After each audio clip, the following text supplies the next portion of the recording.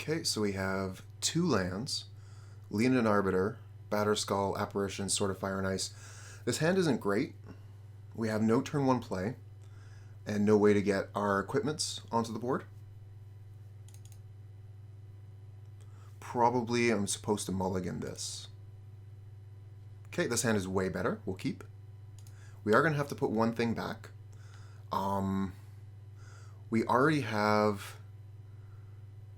a pair. Okay, so I'm just wondering here about how this is going to line up in future turns. We're definitely going to want to keep the 2 lands, the Giver and the Stoneforge Mystic. It's the other 3 cards here that I'm considering putting back. Without knowing what the opponent is playing, it's difficult to know what I should be putting back here. The Leonin Arbiter has the advantage of being another 2-mana play, so we can cast the card if we don't draw another land. Skyclave Apparition is just an incredible card, and Archon, depending on the matchup, could be incredible. I'm leaning towards putting back the Arbiter because I'm going to be using the Stoneforge Mystic, the Mystic's ability here. So we're just not going to have a lot of time for that. Opponent plays basic Mountain Pass. Okay, Aether Vial. So that changes things a little bit. We'll start with the Aether Vial, and then we can put the Giver of Ruins and the Stoneforge Mystic into play on the same turn.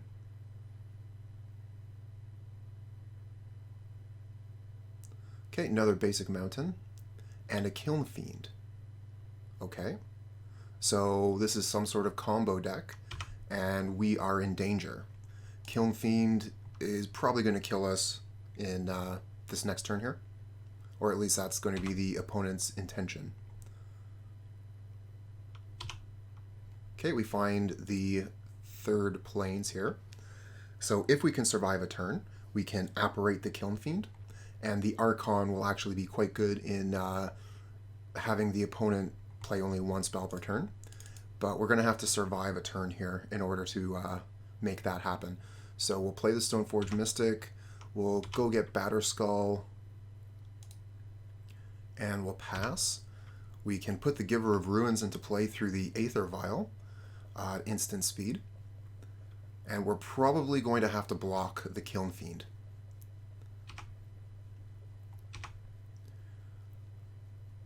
So let's see what they have here. Okay, they have crashed through. So we're probably just going to let the damage through here. Lava Dart, oh my. So that's just lethal at this point. There's nothing we can really do here, because they can Lava Dart again, which will put this up to 13. Remember, it doesn't have double strike. We're still fine. We're still fine. Okay, so if they Lava Dart again, we go to 18, and we take 13 from the Kiln Fiend, and we still survive. So no blocks.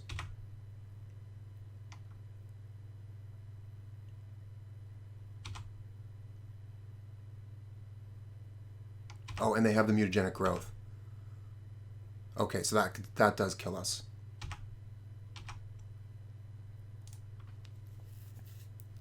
If we had blocked, we would have survived with just a little bit of life, and we could have then played out our Skyclave Apparition. Wasn't expecting the mutagenic growth there, but I probably should have. So we're going to bring in Burrenton Forge-Tender, we're going to bring in Auriok Champion, and Winds of Abandon. We're going to take out, let's see here, Flickerwisp doesn't seem that great. Leonin Arbiter is a no-go for sure.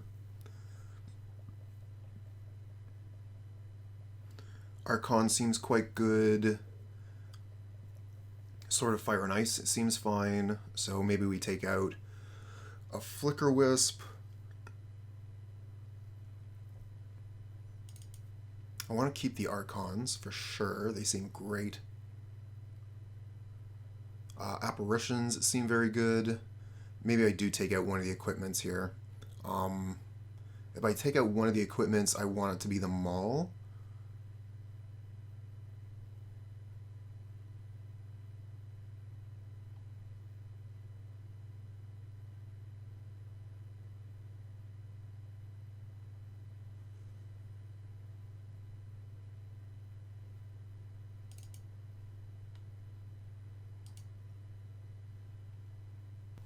We have a very land-heavy hand here. The Thalia is good, but I don't like having 5 lands Aether Vial. We're going to mull. Okay, we have 2 lands, Aether Vial, Path to Exile. This hand is amazing. It's just going to be hard, again, to find something to put back.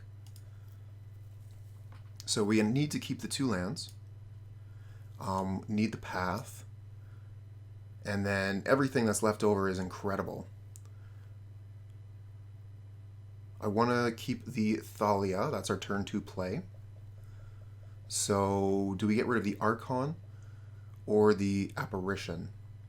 I think that we'll keep the Archon because we have the Path, and we have fewer Archons rather than Apparitions here. I would have liked to kept everything, obviously, but we just don't have that option. I'm going to start with the Field of Ruin here to keep our life total a little bit healthy. Opponent is going to be doing maths to get our life total down to 0, so no reason to make it a little bit easier for them. As you saw last time, they did get us with Grixis.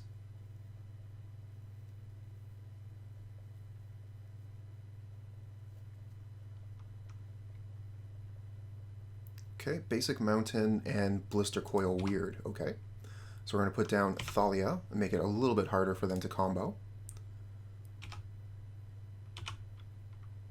And we get Apparition off the top. Thank you, deck.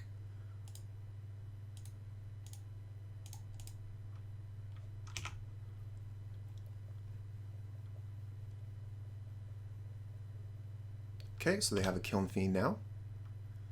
And we're going to be looking for land off the top.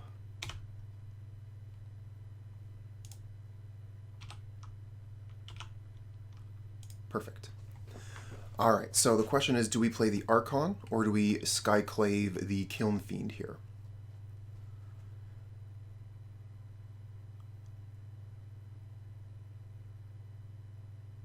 Playing the Archon is going to make it very hard for them to combo out, but if they have like the Lightning Bolt, then they could Lightning Bolt the Archon, and, well, they're going to be tapped out on mana that way too because of the Thalia.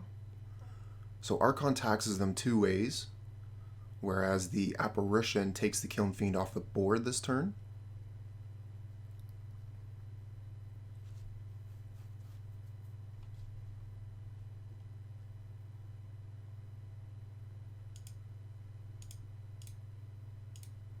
Okay, we're going with the Archon this turn and pass. Keep Thalia back as a blocker. Okay, they have the Swift Spear, so that's their 1 spell this turn.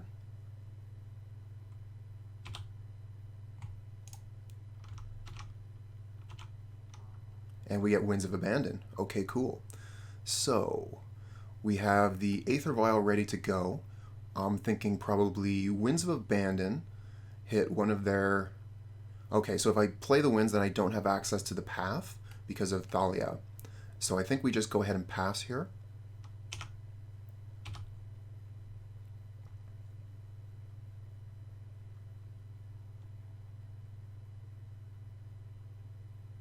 Okay, they're going to light up the stage. That's their 1 spell this turn.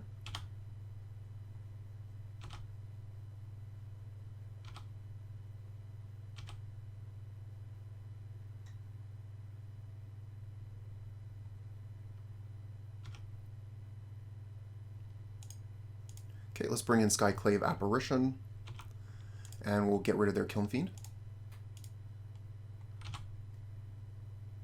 And then we'll start our turn. Nope, okay. That's enough for the opponent. The Archon of Emeria there was really doing its work.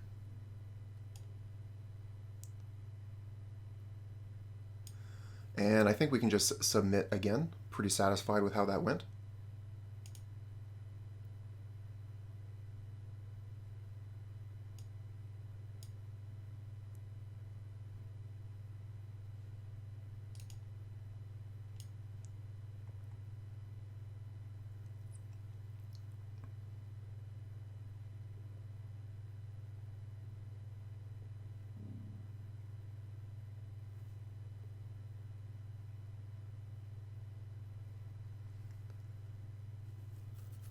Just waiting a little bit here for the opponent to make their sideboarding decisions and then to find out if we're going to glitch or go straight into the game.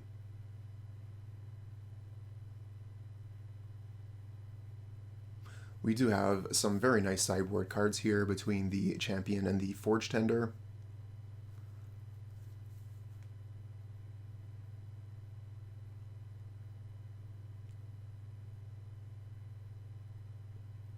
Okay, so we are glitching. So let's see here. We have Stoneforge Mystic, Skyclave Apparition. We have a couple of equipments here. No path, and Apparition is a long way off. If opponent can kill us on their turn 3, then Apparition's way not fast enough. We're going to mull. No lands, we have to mull again. No lands, we have to mull again. Okay, here we have 1 land, Burrenton Forge-Tender. How many cards do we have to put back? We have to put back 3 cards. Well, we're going to keep the Forge-Tender and the land, for sure. We'll keep the Path to Exile. We'll put back Sword, Winds, and maybe other Winds. And we'll just keep all of our 1-drops with our 1-land hand. Forge-Tender's pretty good. Path is pretty good here.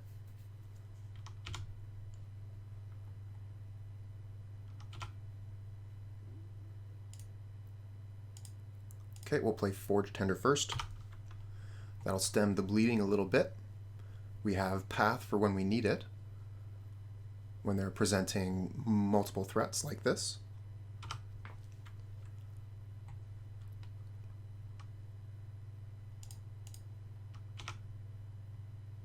Okay, we got the land. Let's play Stoneforge Mystic here. Go get Batterskull.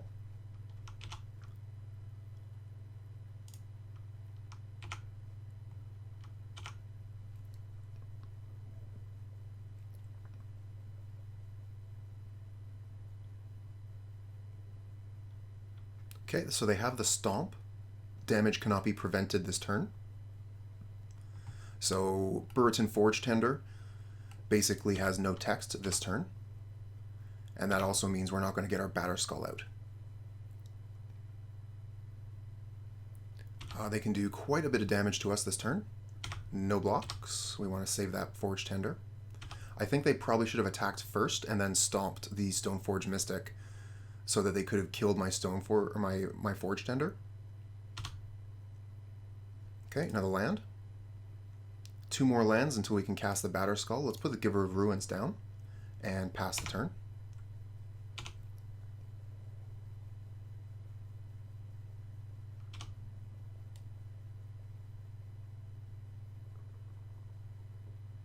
Okay, they have another Stomp, and they're going to use it to kill the Giver of Ruins. Okay. We're going to use one of our paths here.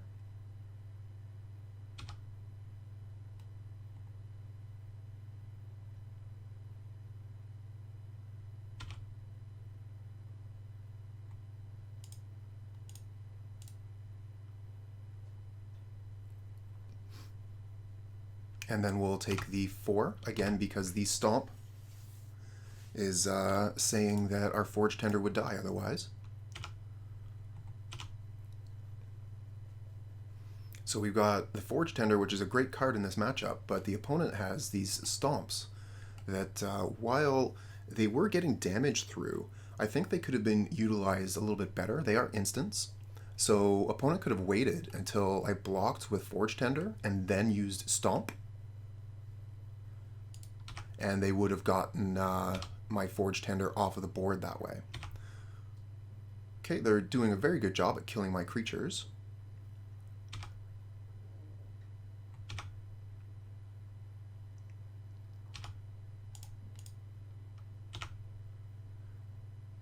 Okay, we have a Thalia now. Let's go ahead and cast that.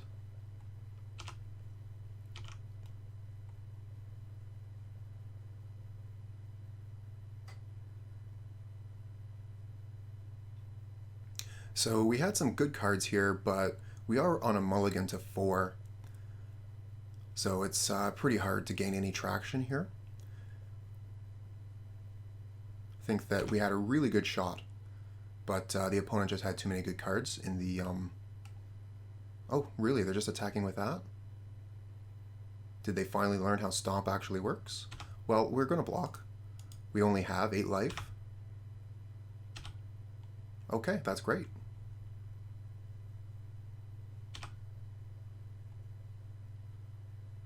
It's not great that they have such a wide board, but there's nothing we can do about that. Sword of Fire and Ice, I mean, that's something that we can cast. No, we can't because of the Thalia. Okay. So I'm a little bit further off of Batterskull than I thought as well. And we're about to get attacked for about 1,000,000 damage here.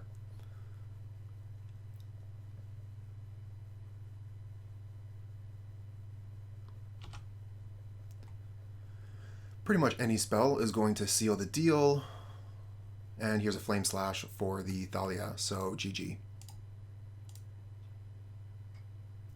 Okay, this hand is fine. We'll keep this. We have a curve. We have lands.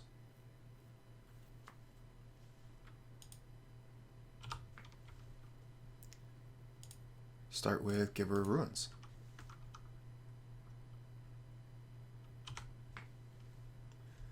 And then I think we'll play Thalia next.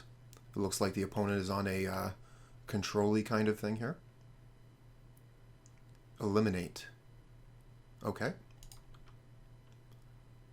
So yeah, we'll definitely play Thalia coming up here.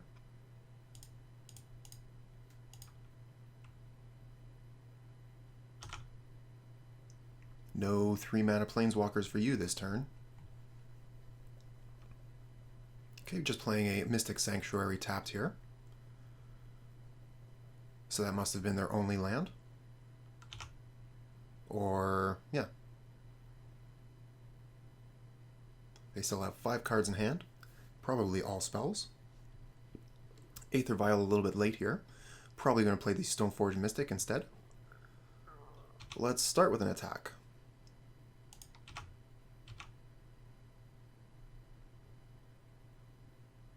Okay, they have the Path to Exile.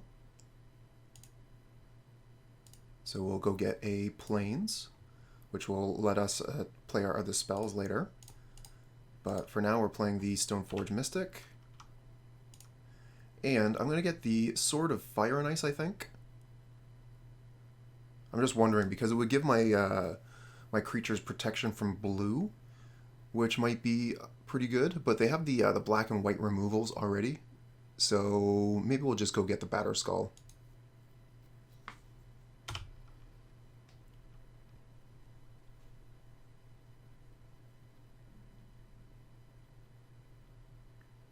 Okay, they're drawing 2 cards on their main step with Esper Charm, so they're looking for lands. They find it. Okay, we find a Thalia. So we have some choices here on how we can move forward. We can play the Thalia and the Aether Vial, as long as we play the Aether Vial first. We could put the Batterskull into play, as well as the Aether Vial. But I really like playing the Thalia, especially if they're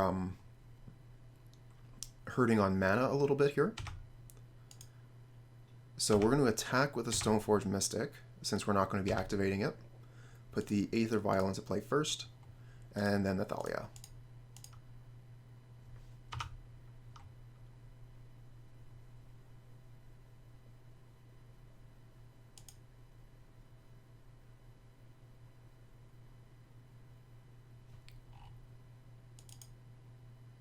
Okay, opponent has 6 cards in hand, and they play a tapped Hollowed Fountain. 4 mana up could mean Archmage Charm. Thalia is preventing them from... Okay, no, here's something. Okay, they're going to eliminate the Thalia. Okay.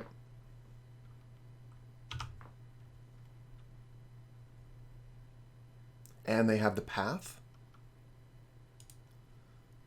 for the Stoneforge Mystic. We are actually quite close to just casting the Batterskull, though. No land off the top. We have a Flickerwisp, and that's about the only play we have. So we could flicker one of our lands, and then we could...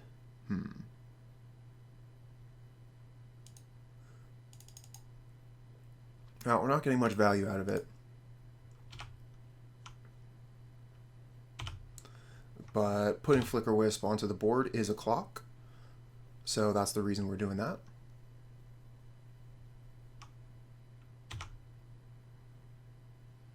Okay, opponent has 3 cards left in hand, and they have all the mana in the world.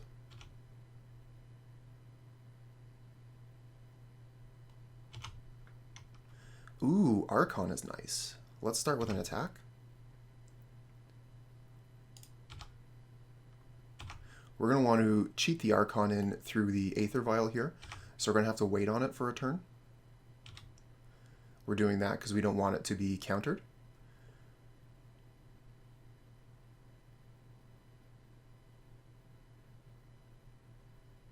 Sphinx's Rev. Okay, so they...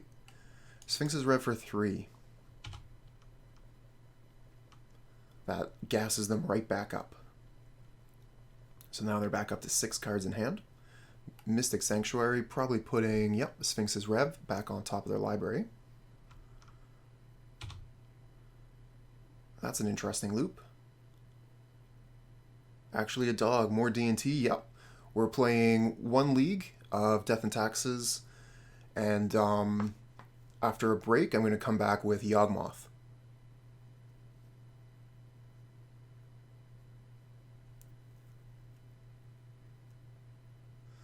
So Archmage Charm is going to hit our Aether Vial here.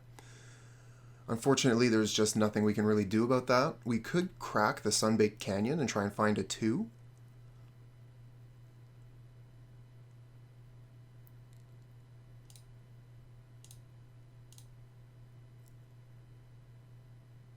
Okay, we just find Flickerwisp here. So we can flicker the Aether Vial later to get it back.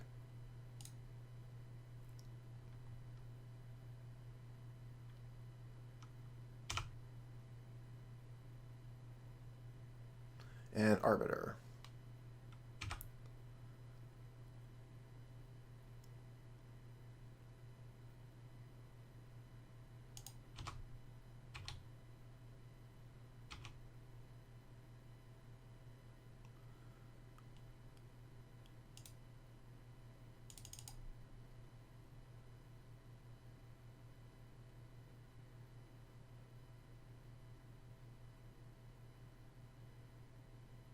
Okay, it looks like they have the counter spell. They're going to return our Flickerwisp to hand.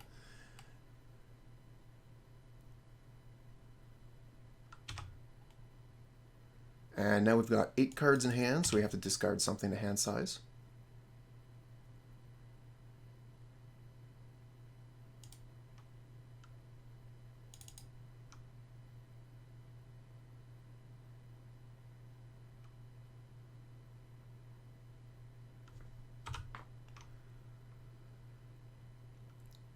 I would say opponent has probably turned the corner here. Do you play Arena? No, I haven't played Arena in quite some time. I have played Arena, but I'm just not interested in Standard right now. So I'm just playing Modern and Pauper, my 2 favorite formats. What about you, dog? You into the Arena thing?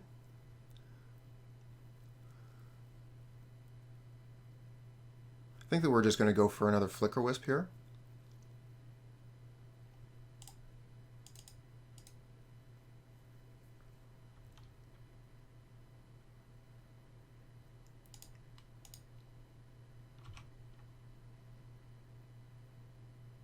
Okay, we'll take the Aether Vial back and pass the turn.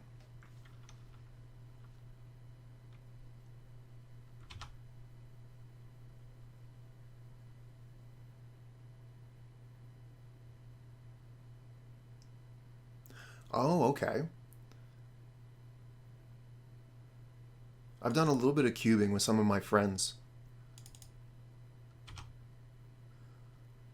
I guess Moto is pretty good for the cubing. It seems like there have been a lot of options going up.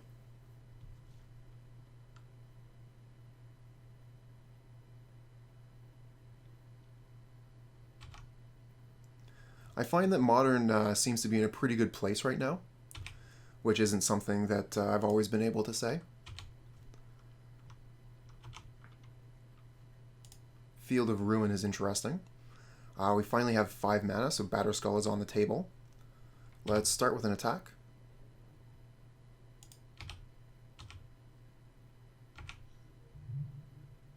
Okay, that works. So what do we want to do here? They have 7 cards in hand and all this mana open. They got counterspells for sure.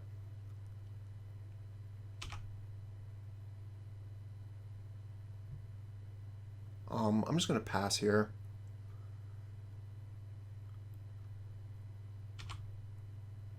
So they've got Snapcaster Mage, and they're going to target Sphinx's Rev and just Rev again. So I think this will be the 3rd time that they've cast the same Sphinx's Revelation this game.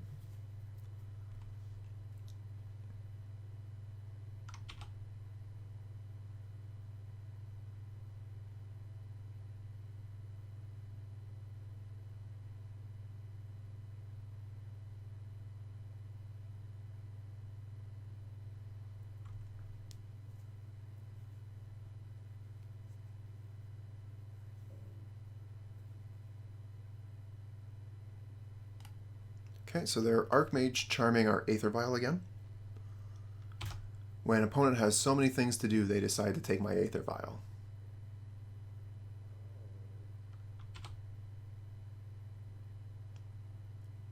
They've got 8 cards in hand, so they have to cast something here or discard to hand size. They just discard Shadow of Doubt.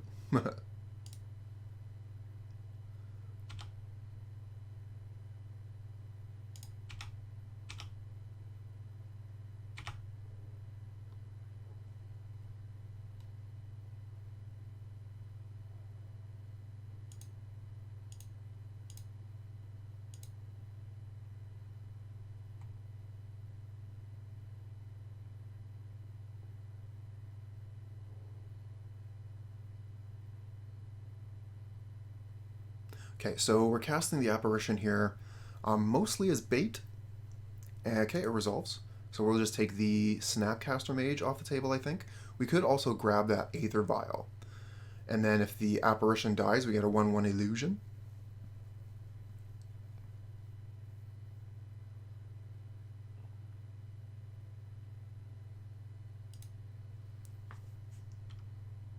Okay, I've decided to hit the Snapcaster Mage.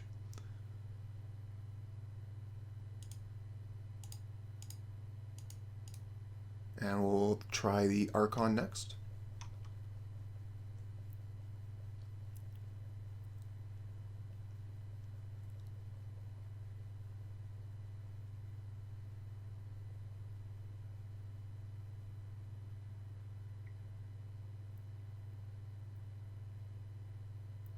Okay, it looks like, yeah, here comes the counterspell, and they're going to return the Apparition to our hand. So they're going to get the illusion.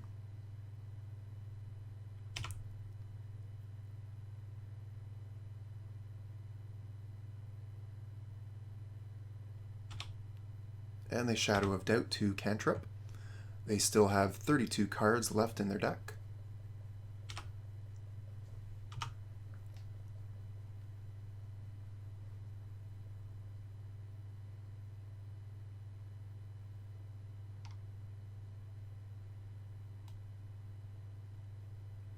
Maul of the Skyclaves.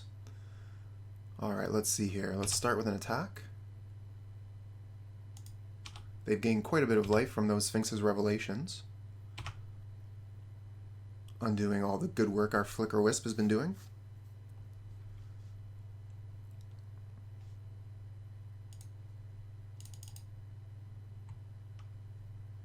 Play the Apparition. If it resolves, we take the Aether Vial.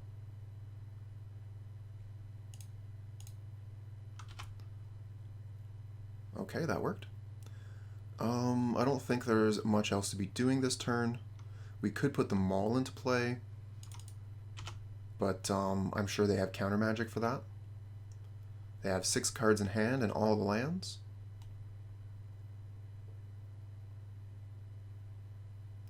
Kaya's Guile.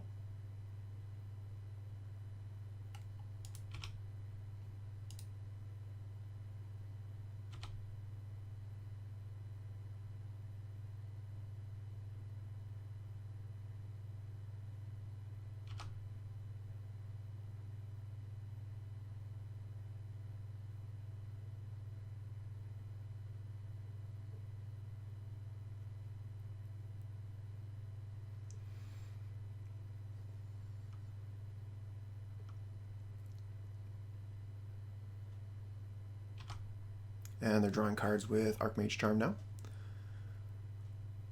It's looking quite abysmal. I think that we're pretty good to concede at this point.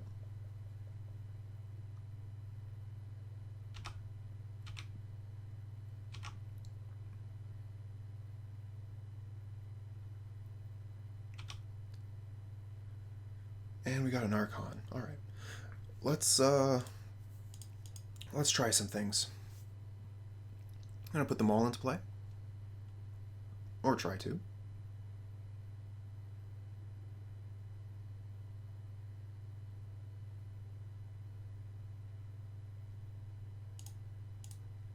Okay, we'll attach that to the illusion.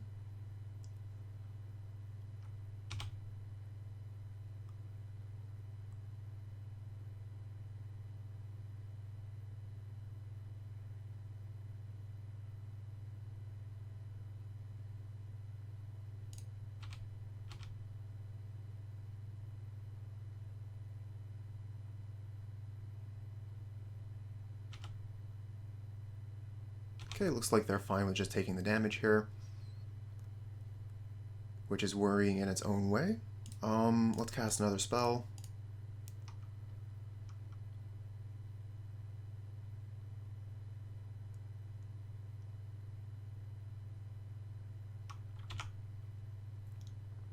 Opponent has no problem with these spells, they're just letting them resolve. And here they can go get a Mystic Sanctuary and put whatever back on top. No, they're getting a Godless Shrine instead. Okay.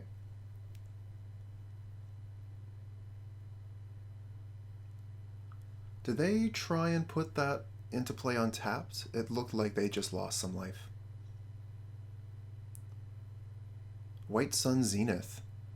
Okay, so they just made a ton of cats, and the cats are going to kill us.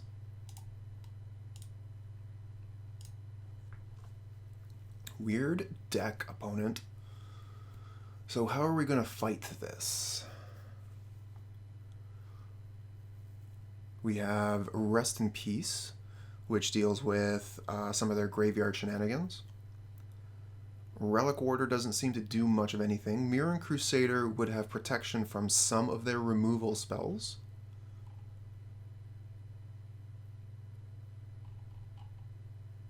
And what do I want to take out?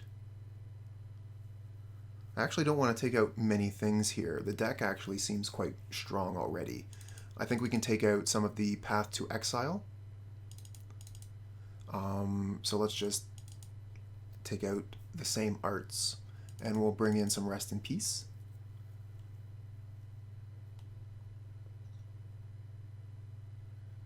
The Skyclave Apparition didn't seem to have many targets either, so we'll cut 2 of those for Mirran Crusaders, which I think will just be better. I don't mind keeping a couple Path in the deck. We don't know if we'll need to get rid of a giant shark at some point.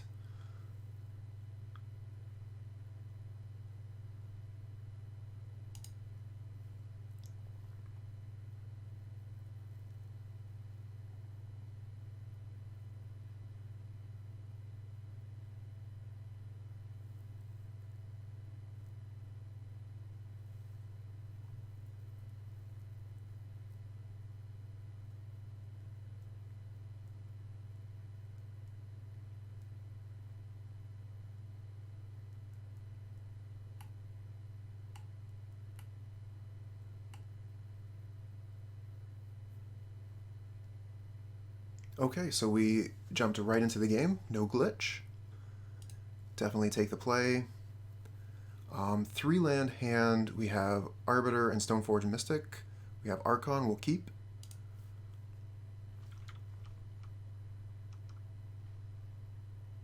Probably, do we start with the Mystic or do we start with the Arbiter? Well, that's not a question that we have to answer this turn. Planescape.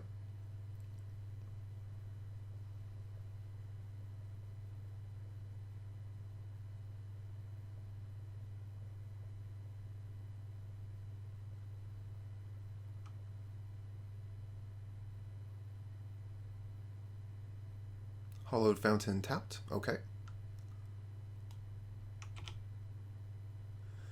So whatever we do now won't be countered. We have the Maul. I'm just wondering here how I want to line this up. I'm definitely considering just throwing the Arbiter onto the field here and trying to get them if they have their next land be a fetch land. And then maybe we can hit them with Field of Ruin by surprise. This does mean that the Stoneforge Mystic left over in our hand is going to have a hard time finding equipment. But we have the Maul of the Skyclaves already. Okay, so they do have a land ready to go.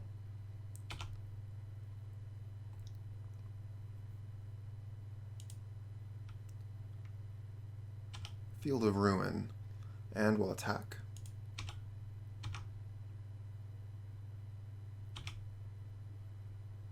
And then we'll play Archon.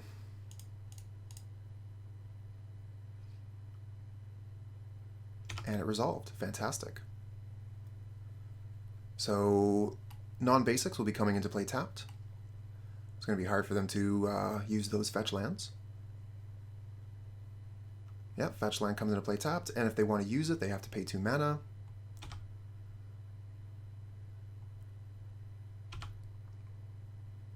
Oh, a little bit late there, Aether Vial. So the question is, what do we play next? I don't mind playing another Archon, actually. Let's start with an attack.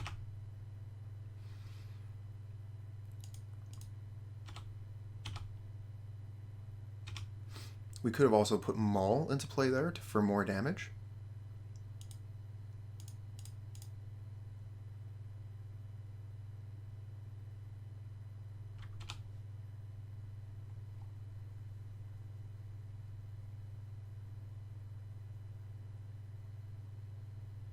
Would not have minded a second Arbiter. That would have been cool.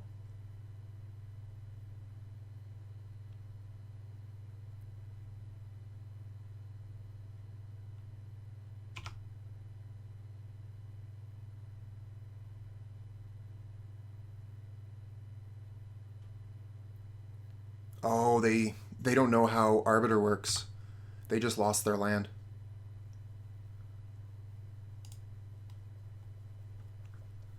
So if anyone's curious, you have to click the Arbiter if you want to search your deck. So there it is. Click it, and then you pay the 2. It'll ask you, would you like to pay 2? You can't just wait for this to go onto the stack. It's not a trigger like that. It's a static effect. Okay, so we got the glitch. Not a huge fan of this hand. It's not necessarily the pain, but yeah, the path isn't very good. Flickerwisp is kind of meh. Thalia Archon is good, but I don't know. I want to mull this. I feel a little bit better about this one. I'll keep, and I think I'll put the path back.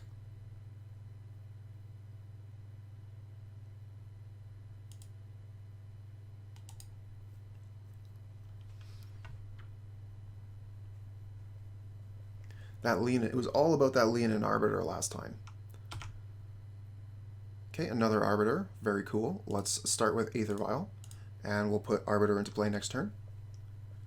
And then maybe cheat an Arbiter into play the turn after that.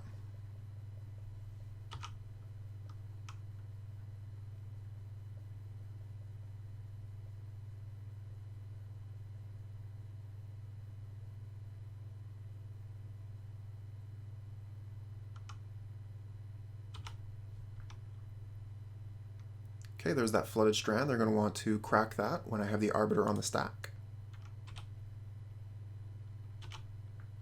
And we get a castle. So we'll just go ahead and put this into play. Yep, they crack the fetch land on time. Do they have a counter spell for the Arbiter? Maybe a path?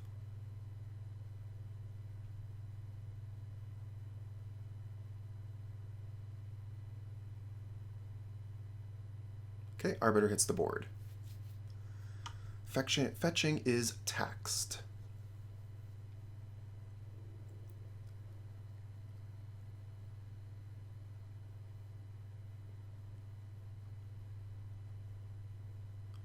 Okay, are they paying the life for the grave? They are. Grave untapped.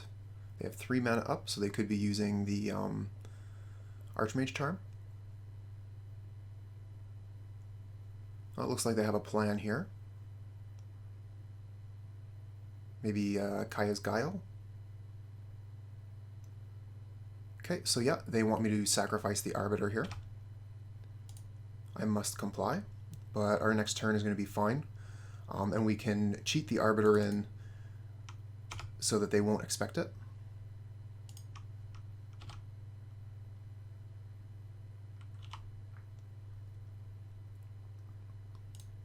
Play the Archon here. And we'll pass. We'll just put the Arbiter into play at end of turn.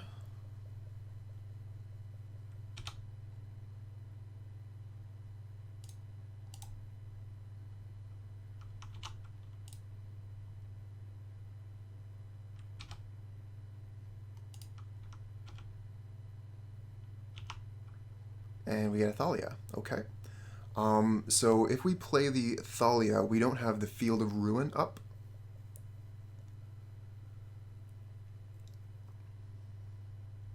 I think we'll play the Field of Ruin first, and then we'll go for an attack. So opponent will have to be careful about the Field of Ruin Arbiter interaction. Looks like they're just taking 4 here. Okay, I'm going to cast the Thalia.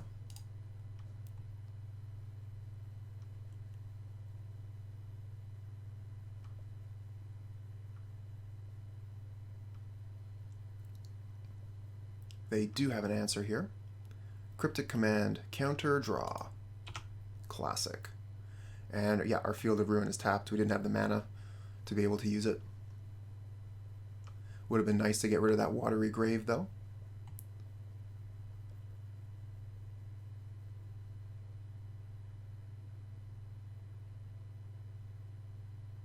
Okay, so they're going to draw 2 cards with Archmage Charm.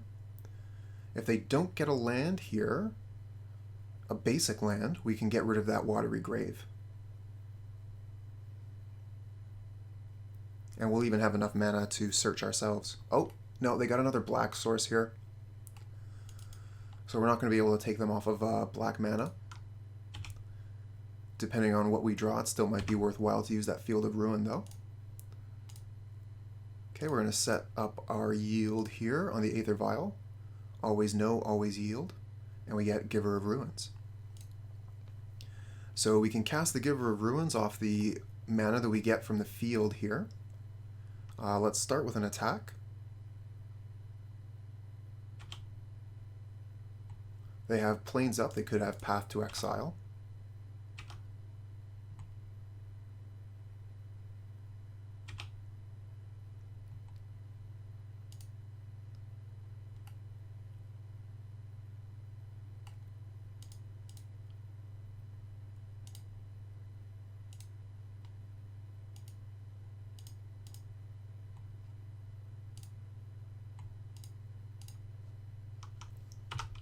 Okay, we took them off a land, we got our land back.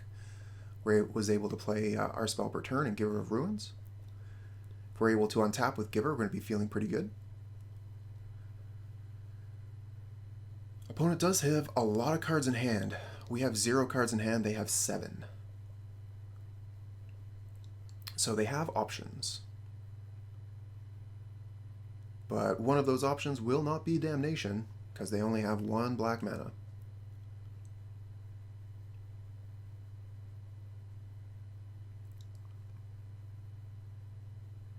They could definitely Wrath of God. It would probably play Wrath of God over Damnation. Seems like they have way more white in the deck than black. Looks like Splash for some removal spells. Okay, here's a Mystic Sanctuary. Comes into play tapped, both because of the Emeria, and they only have 2 islands here.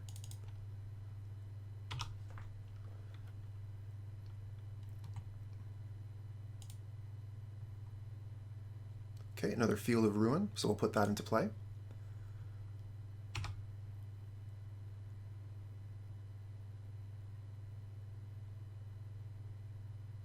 Going to attack here, and if they try anything, then we'll use that Field of Ruin to take out their other black source. But while they can pay for the Arbiter, I'm not too interested in using it, so we'll just pass.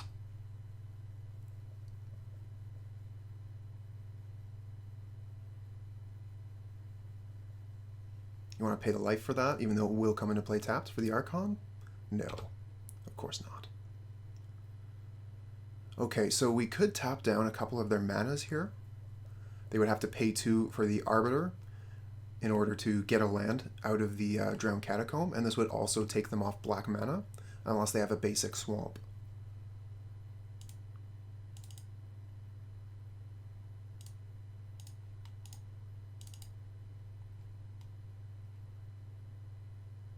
Looks like they did not F6. Are they going to be able to figure out how this is supposed to work? Maybe they'll just use this to kill the Arbiter, but we have the Giver of Ruins to save it, so it should be fine.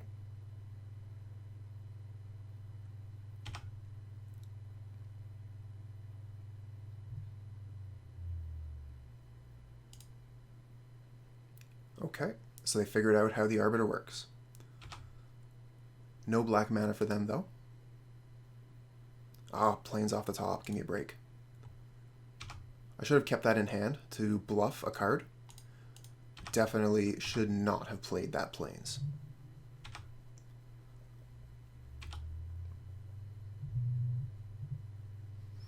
Okay, so we have lethal on board. They have 7 cards in hand.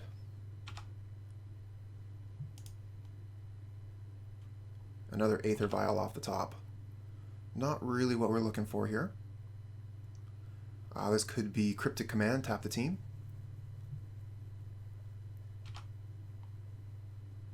That does tap the Giver of Ruins, taking protection away from my team. There could be some value to playing the Aether Vial. If I had kept that Plains in my hand, the way I should have, I would have played the Aether Vial.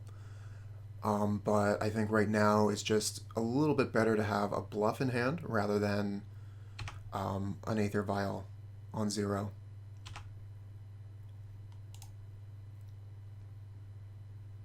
Okay, Sunbaked Canyon, that's a redraw.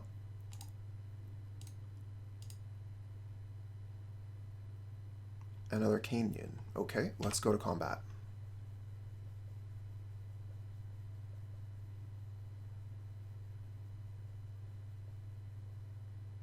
Okay, Cryptic Command, tap the team. We'll play out the other Aether Vial here.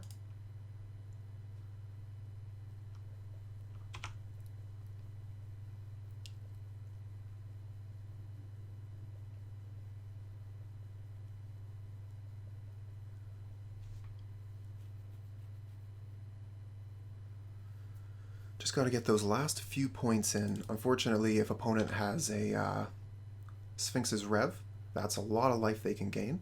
They also have access to a lot of mana, so they could make a ton of cats.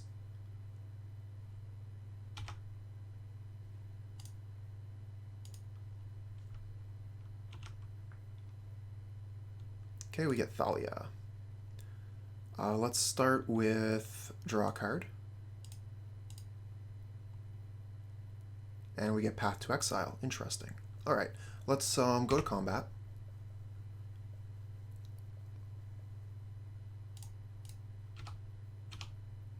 Attack for lethal and see what they do.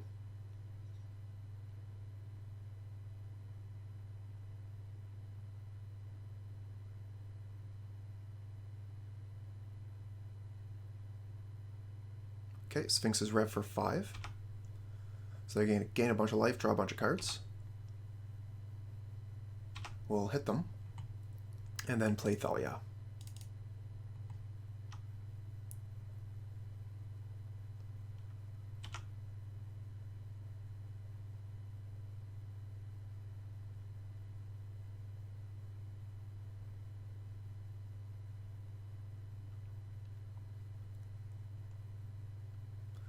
Whew, this is a real grind.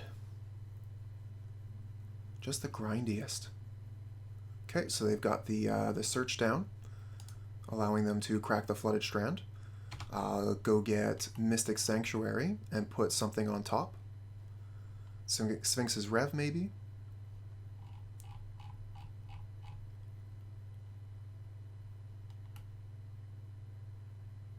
Oh, that's really cool.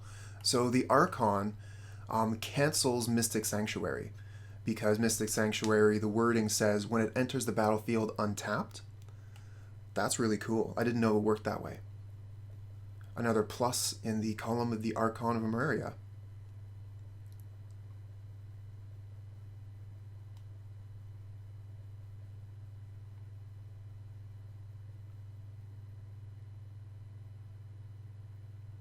Archmage Charm, so they're taking the Giver of Ruins away, and that will be their last spell this turn.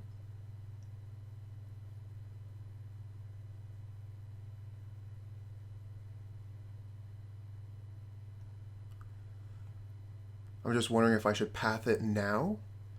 I should probably path it now, because that way the opponent doesn't get the land.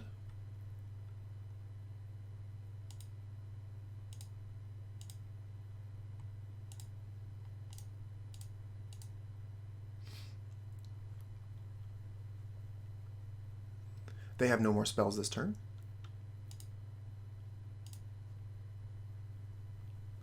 Two mana left, 4 life.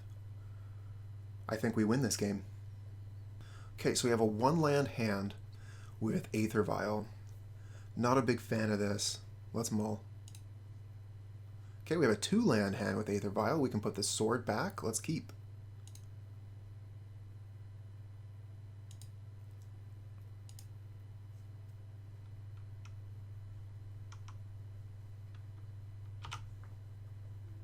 Opponent starts with Windswept Heath, Basic Forest, into Secure Tribe Scout. Okay. We will start with Aether Vial. And next turn we'll play Stoneforge Mystic, go get Batterskull. Okay, opponent has the Amulet of Vigor already.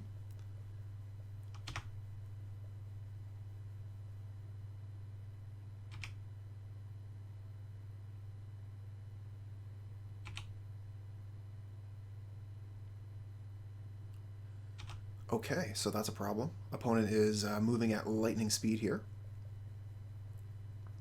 They only have 2 cards left in hand, though.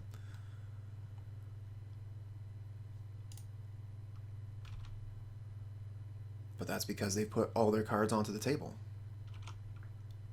Okay, Skyclave Apparition will be good if we can survive another turn. Let's put Stoneforge Mystic into play, go get Batterskull. Pretty sure we want Batterskull here.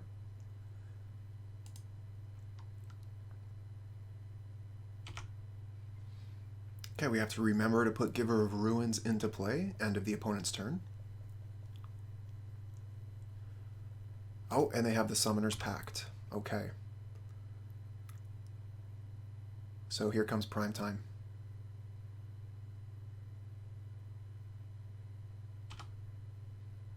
And they have the battlements, so I wonder, are they going to be able to give it haste as well?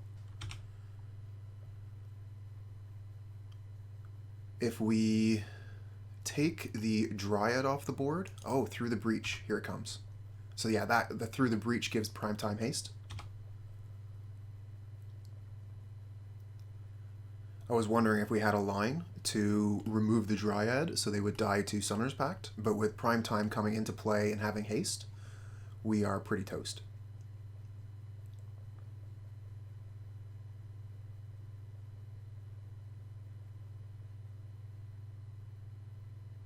So we're going to concede. I guess we can just go ahead and wait and see what the prime time fetches when it searches here. Too bad that Stoneforge wasn't an Arbiter.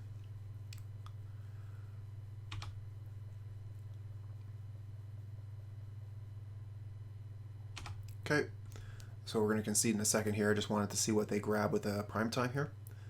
More Valakuts or what?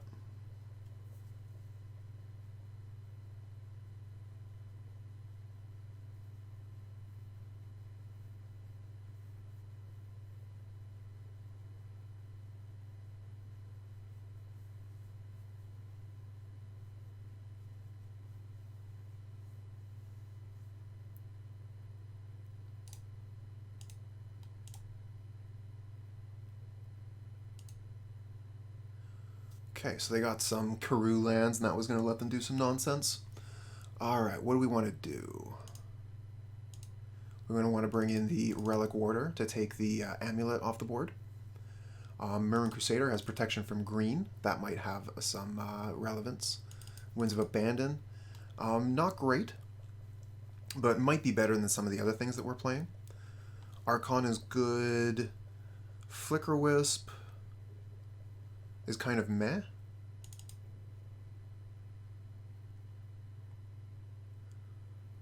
Giver of Ruins doesn't seem very good here.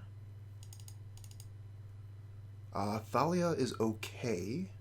Leonin Arbiter is quite good. Stoneforge Mystic is okay. We could take out probably the Sword of Fire and Ice. Okay, so we are at 60 cards here, but is this the 60 we want to play? Are the Winds of Abandon, for example, better than Giver of Ruins? Giver of Ruins gives our creatures unblockable, but basically nothing else.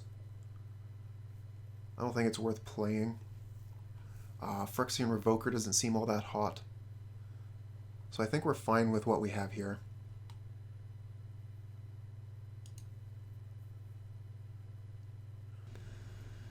What do we got here? We have Aether Vial, we have Land Destruction, we have Thalia. I mean, this looks fine. We'll keep.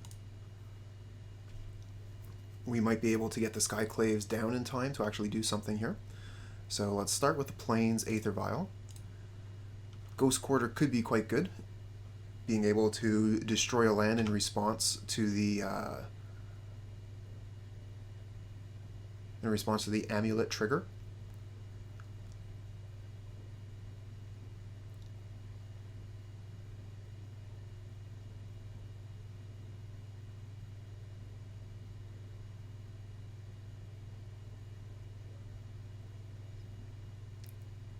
So we'll probably play the Ghost Quarter next turn unless we draw like a Plains or something.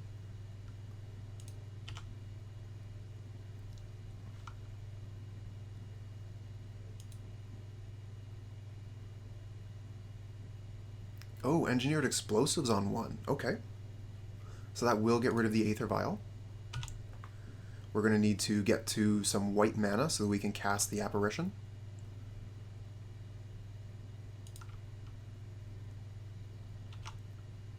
Stoneforge Mystic. Okay. Do we want to play the Mystic now, or do we want to play the Thalia now? They're probably going to be spending their 2 mana to get rid of Aether Vial right away. But if we play the Mystic, that's going to be a couple turns where we're kind of committed to that. And I'd like to be able to play the Apparition if possible. We're going to put the Thalia out first. It's going to do more damage, and as well as tax the opponent.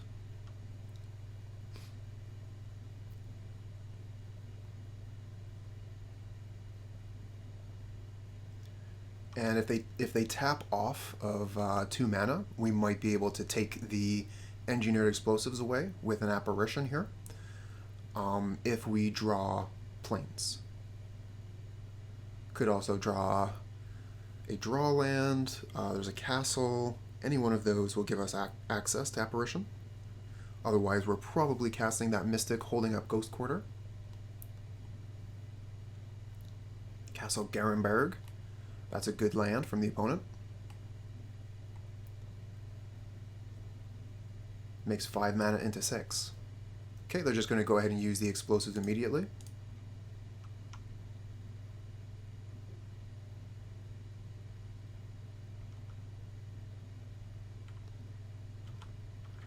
We tap the vial just for fun.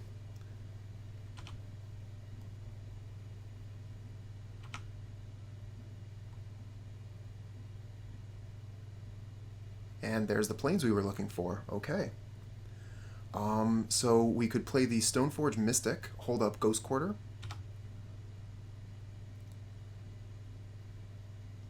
Or we could Field of Ruin the castle. I don't think there's much reason to be using the Field of Ruin this turn. Let's just hold up Ghost Quarter and go get a Batterskull.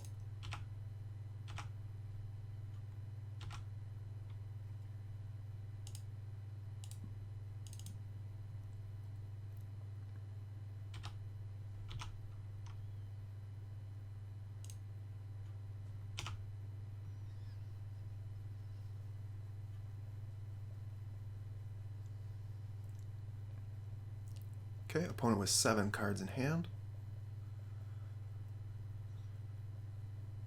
But they spent quite a bit of time with that engineered explosives. Okay, here's a breeding pool tapped. No reason to go on the Ghost Quarter yet. And we get Leonin Arbiter. Fantastic. Okay. So let's play the Field of Ruin. We'll attack with a Thalia, and then play Leonin Arbiter, and hold up Ghost Quarter or put down Batterskull.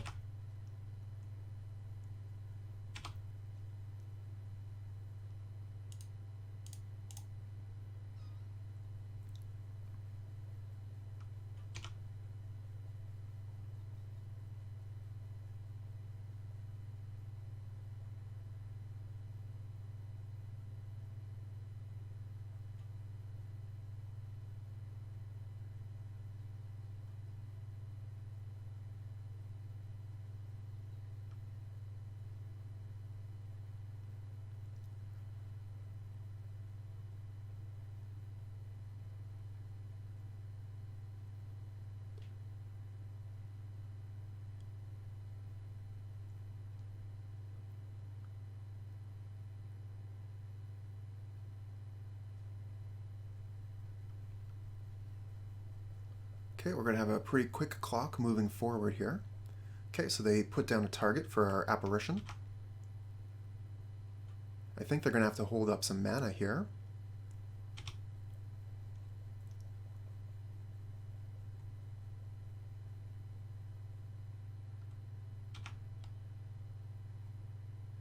Okay.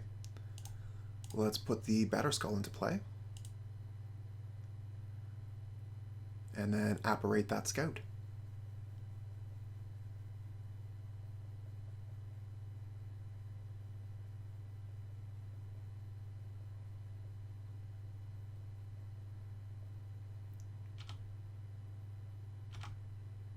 Okay, opponent is letting us untap here. We get the castle. Let's start with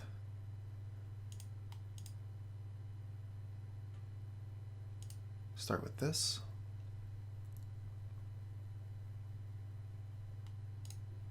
Get that out of the way.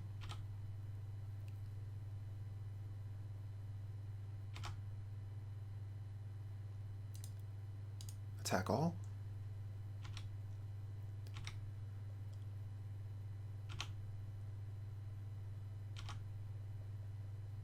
Get them down to 4. Okay.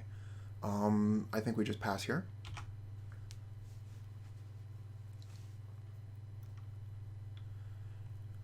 And opponent needs to pay the tax of the Arbiter in order to do any searching, so they just don't have enough mana.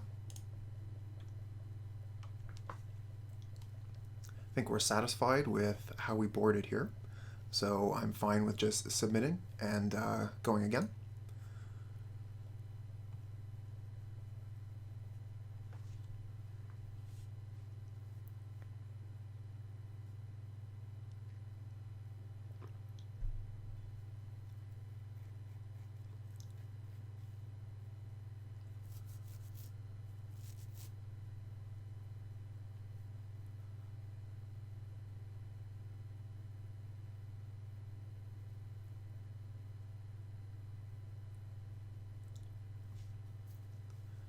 Opponent making some new choices with their sideboard, it looks like.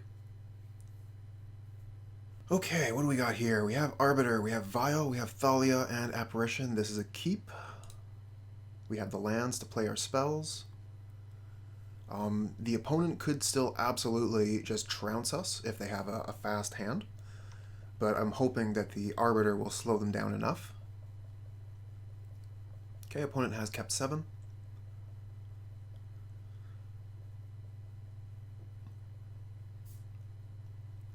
Thalia could also be doing quite a bit of work here.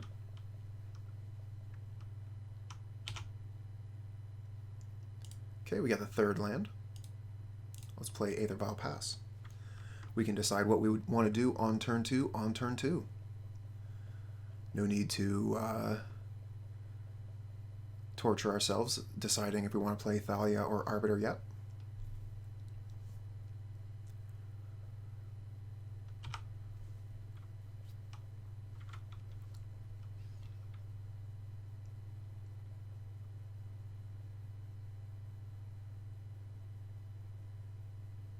Probably we'll start with Arbiter.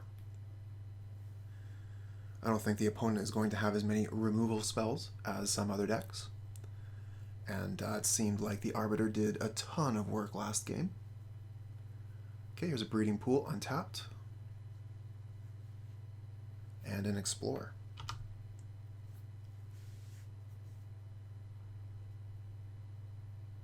What will be their next land?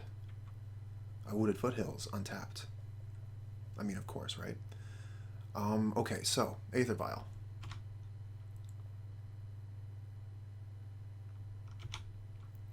And we get another land. Okay. So, they could just, like, sacrifice their Wooded Foothills in response to the Arbiter on the stack. So, Arbiter's not going to get them as far as that's concerned. I'm wondering if I should probably play Thalia first to tax their mana, and then I could sneak the Arbiter into play with the Aether Vial on another turn.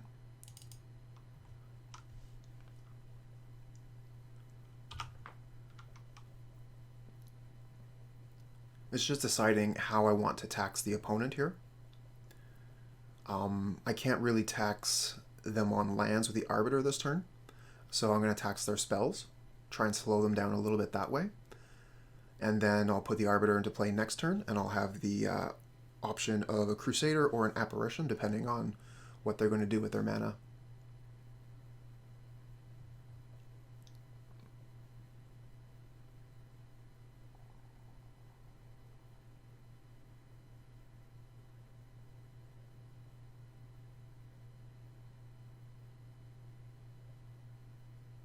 What do they have here?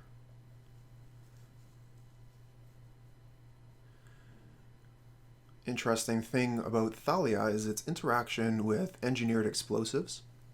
So if you're looking to make an engineered explosives on 1, for example, to destroy the Aether Vial, you would cast your explosive with X equal to 0, and then you would pay your 1 mana as the Thalia tax.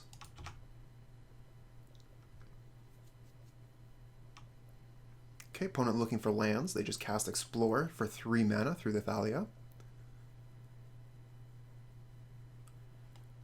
And they bring in a Simic Growth Chamber. It would be nice if I had some way to destroy that, but no dice this turn. Maybe I could draw a Ghost Quarter off the top. Oh, they returned Forest. Okay.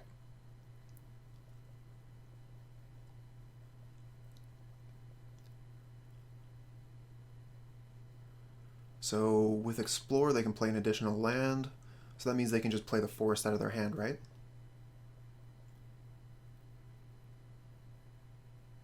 There it is. Okay, so no targets for the Skyclave Apparition. If we get a Ghost Quarter or something off the top, that changes things. Otherwise, we're just going to play the Mirran Crusader here.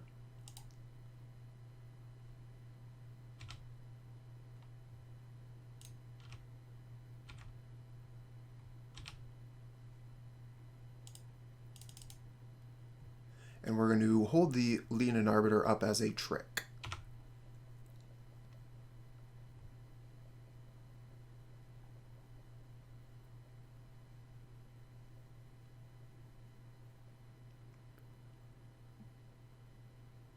Okay, so Reclamation Sage is about to destroy our Aether Vial. We'll let them put the trigger onto the stack, and then we'll use it.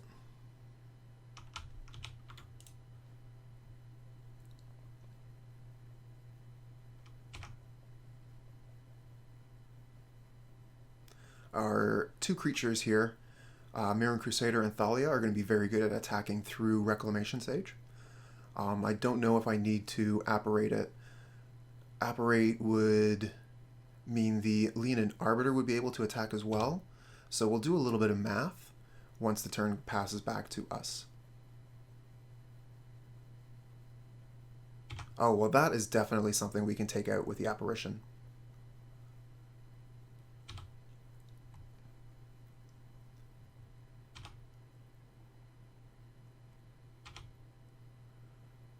Double Apparition, okay.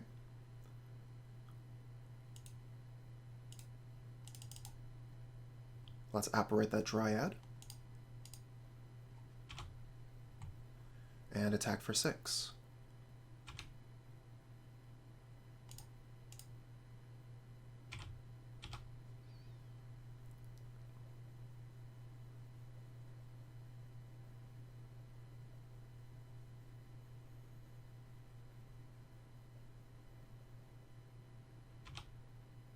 That's the only block they can make, so they take 4, and we'll take our turn. Or they'll take their turn, rather. So we have 4, 5, 6, 7, 8, 9, 10 damage on board here. Unfortunately, 1 away from lethal. Okay, here's the Summoner's Pact. That's fine. They did not pay for Leonin Arbiter. So is this the Shame Scoop?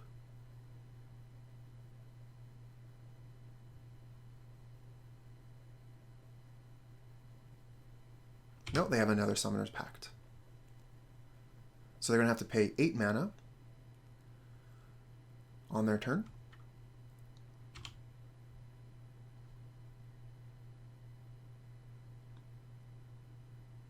Ooh, the Valakut there is pretty good. So they get to get rid of the Crusader here. That's going to save them quite a bit of trouble. Oh, and they have another one, another land to play. They can get rid of probably the Arbiter here.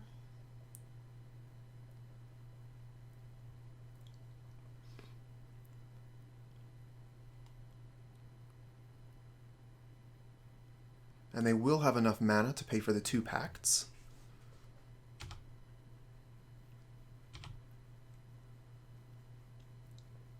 So quite a good turn from the opponent there.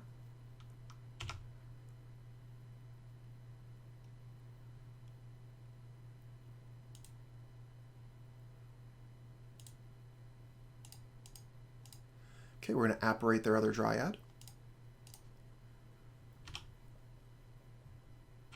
Attack for 4. And put a Stoneforge Mystic into play. Think that we're going to probably go get Maul, just because that's the fastest thing to do damage with. Whereas Batterskull is slower. So they have to pay all the mana this turn, and then we're going to kill them with the board that we have. That's the plan, anyway.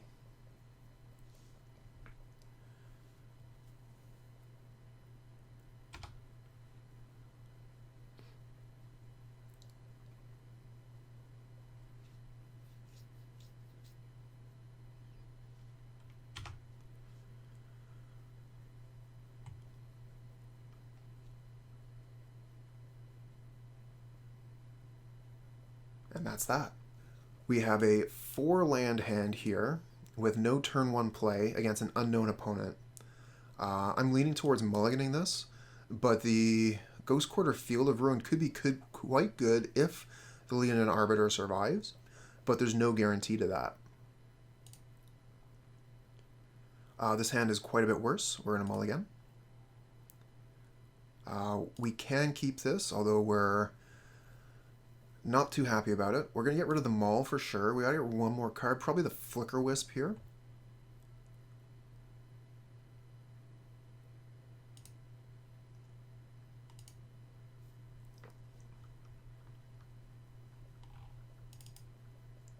This way we have a turn 1 play, and if we can draw lands in the first 2 cards, then we won't be too badly off. Mystic Sanctuary from the opponent.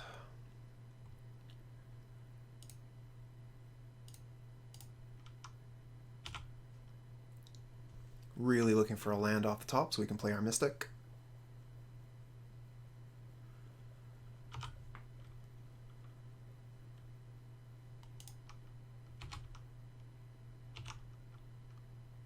And we got it.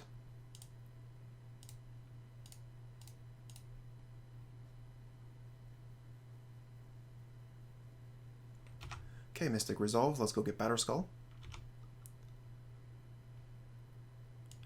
We could get Sword of Fire and Ice. We know that they play blue, so it seems like that would be good.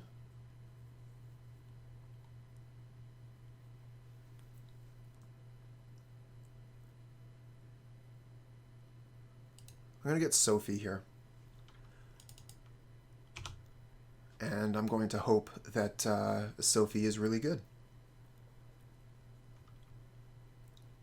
It also has the advantage of only costing 3 mana as opposed to 5.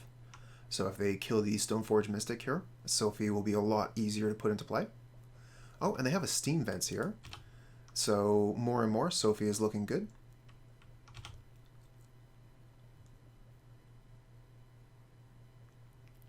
Stomp. Bye-bye, Mystic.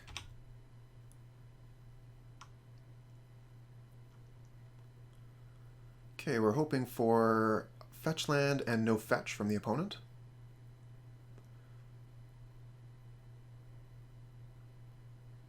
Okay. Let's get to our turn, get that Aether Vial ticked up so we can ambush them with the Arbiter.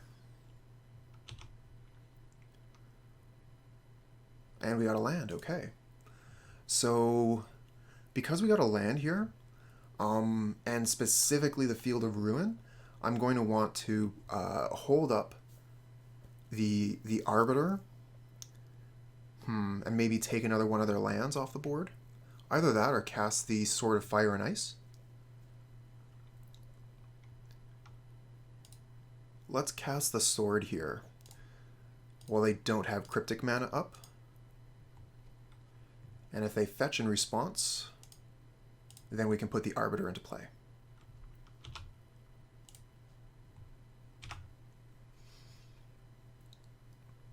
Okay, so they do pay, but we're almost certainly going to be able to get that Sword of Fire and Ice to resolve now. Nope, they play an untapped land. Thought Scour. They Thought Scour us. What is going on here? I am so confused. Okay, anyway, let's pass. So opponent is playing black, red, and blue. They have Bone Crusher Giant and Thought Scour. And Creeping Tar Pit.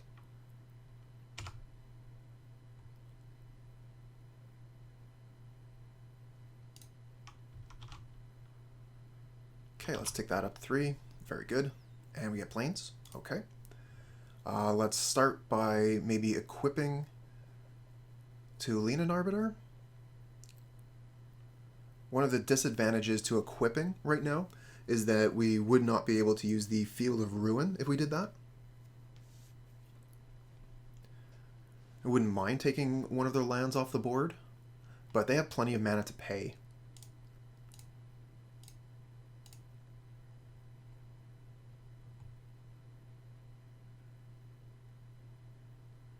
Okay, so they have a response.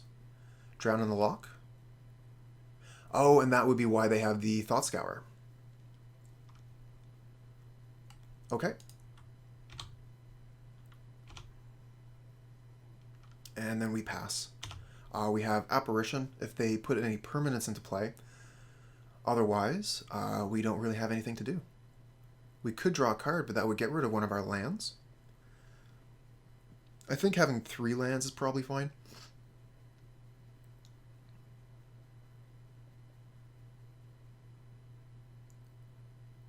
Are they putting the Bone Crusher Giant into play? So that is a target for the apparition.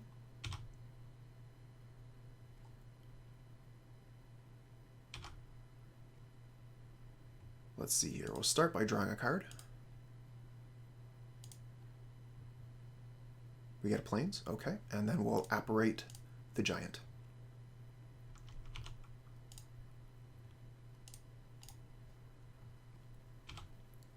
That works. Alright, let's see here. Always no and always yield, so the Aether Vial won't take up much more time on our clock. Get a Field of Ruin off the top. I guess we could play that. We'll put the sword onto the apparition here. It looks like they have another answer. Eliminated. Okay, so they're going to get an illusion this way.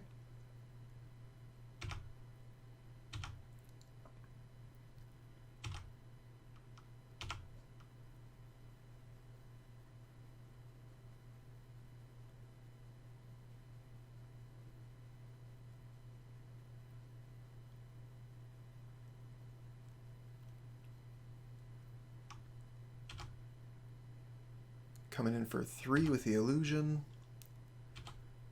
Do they have any more plays? No, so we can't really apparate anything. We get a Path to Exile. Let's pass.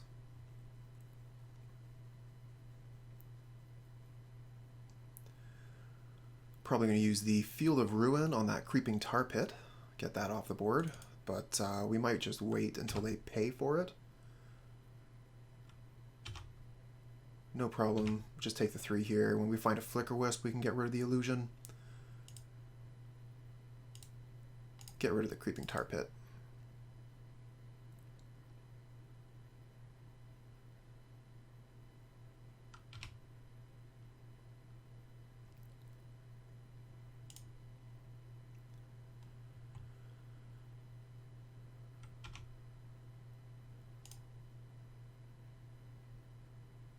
Okay, Archon. That's something we can put into play with the Aether Vial. We'll put it into play in response to a spell, so that they can only play the 1.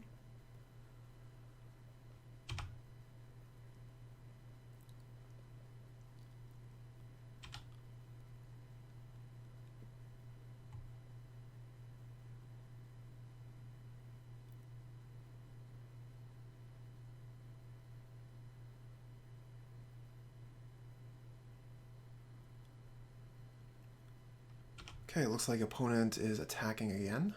We'll take the 3. And ending the turn. Okay, so we're going to go ahead and put the Archon into play.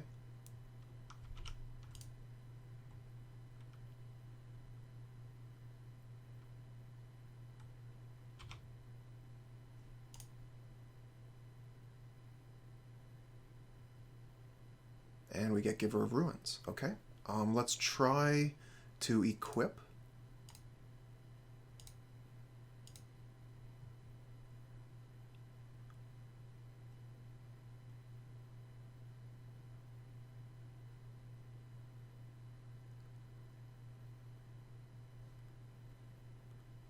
Opponent's having a good think about this one. Looks like they've found the answer. Cryptic Command to return the sword to my hand. Okay, so that's their 1 spell this turn.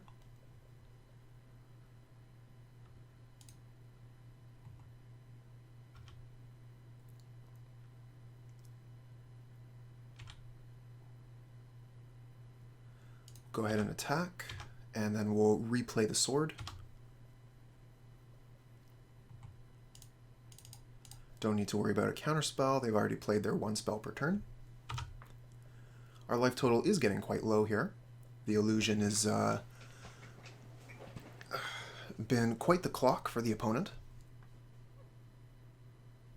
And opponent still has 4 cards in hand.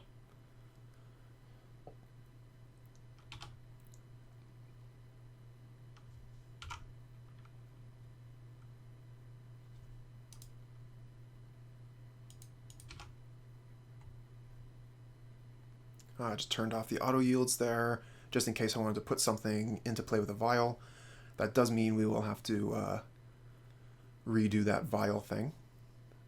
Okay, so they're casting a spell here. Looks like they're just putting a Bone Crusher Giant into play. Okay, we're going to apparate that.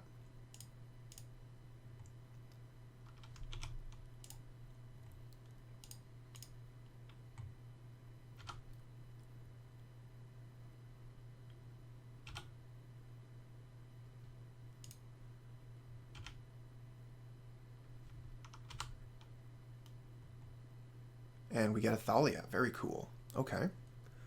Let's see here. We'll put the... So we have 5 mana. So if we put the sword on something, it's going to stick there. Unless, if we don't want to play the Thalia, we could play the Giver of Ruins maybe. I'd like to hold up Path if possible. So if I want to hold up Path, it's going to be difficult to play the Thalia. And an opponent has a ton of lands here. So taxing their spells isn't going to be a big deal. Let's see here. Put the Archon.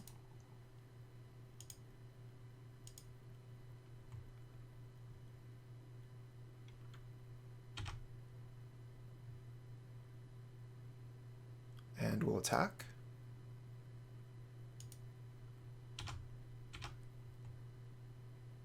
Okay, they have something here. Snapcaster Mage. So Snapcaster Mage could block the Skyclave Apparition. They targeting eliminate, that doesn't matter, we have the Archon. So we could path to exile the Snapcaster Mage so that it cannot block the Apparition here. Because if they block the Apparition, they get another 3/3 illusion. This does mean that we will not be able to play the Giver of Ruins. And we're going to be going down to 3 because of that illusion.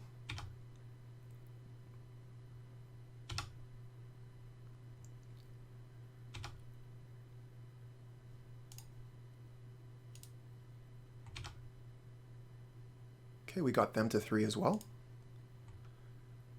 And I think we just pass here.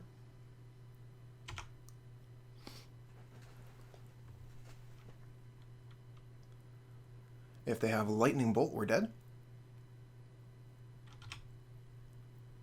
Going to 2 means both of our creatures are now lethal. Okay, they have the Fatal Push. That means they're going to be able to play more spells.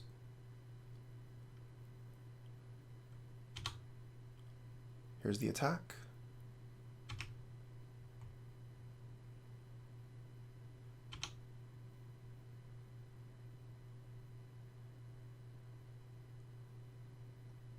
What a close game.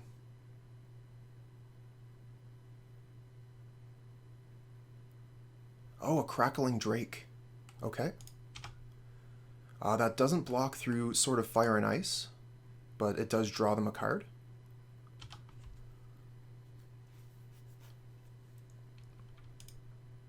Okay, so basically, we just need them to not have a removal spell for the Apparition.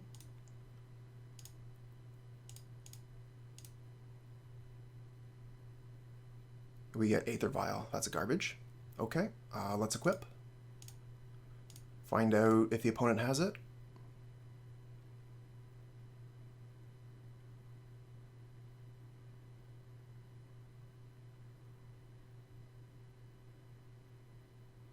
Opponent has it. They have Snapcaster Mage. Okay.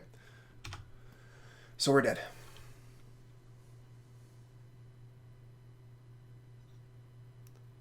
Hi there, Mad Hat Magic. Yep, this is Magic Online, the classic Magic program. Okay, so they got the Drown in the Lock there, and they're going to be able to just kill the Apparition.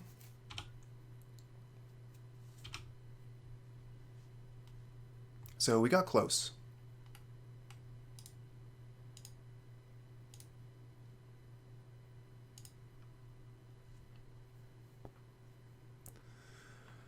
So, what do we do against this opponent? They're playing,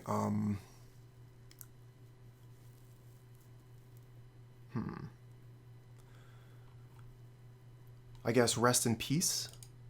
seems quite good against some of the things they're doing. The Snapcaster Mage, the Drown in the Lock.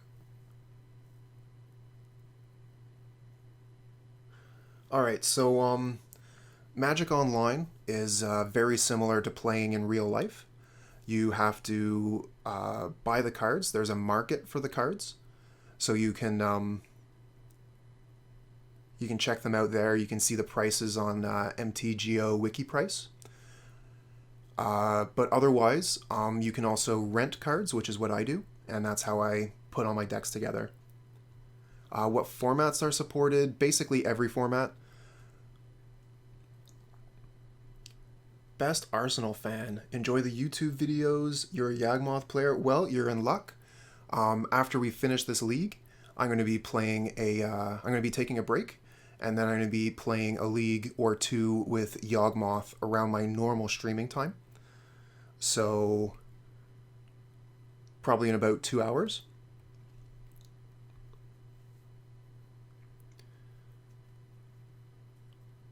Still not too sure how I want to finish this board.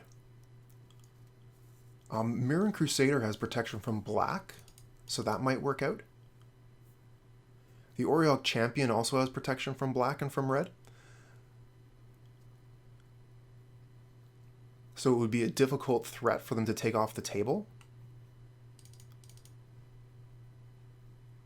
The Path to Exiles didn't seem very good. What colors are my favorite? Black and green. Golgari through and through.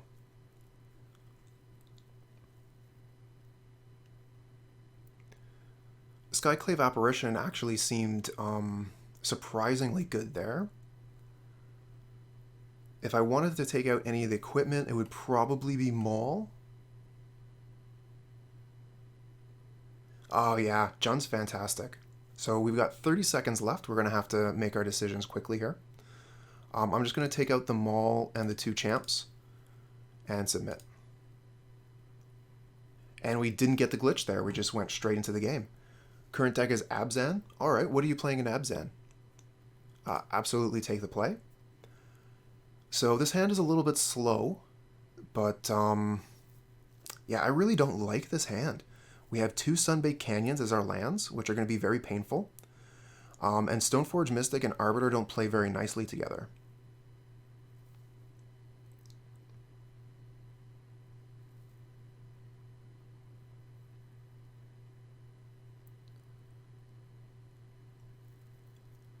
I am so on the fence about this hand. It could be good. They're going to have a lot of removal. So having the second Stoneforge Mystic is quite nice. The Mirran Crusader is also pretty good. I'm going to risk it. Hand bad, keep.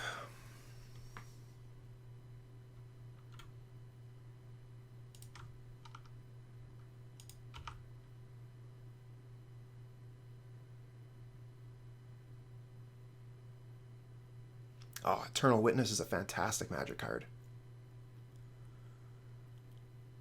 Okay, so Flooded Strand from the opponent. Let's go to our turn. Sword of Fire and Ice off the top. Okay, so with our Stoneforge Mystic, we're going to go get Batterskull.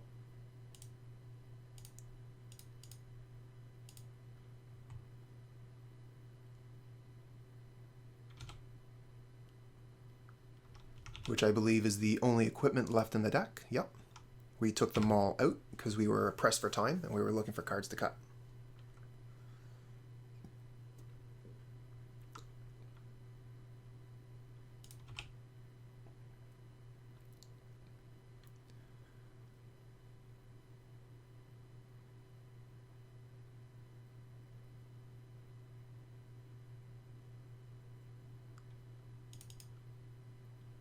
Okay, here's the Fatal Push for the Mystic, no surprise. Eternal Witness is in every green deck you make, makes sense. Why wouldn't you put it in? Such a good card.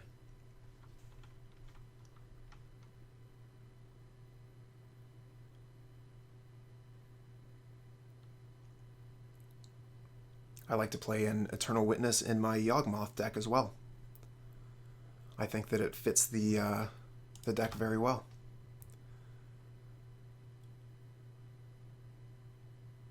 Okay. Here's a Thought Scour targeting themselves. And probably a Gurmag Angler here. So we're going to want mana to put this... Oh, it's a Tasigur.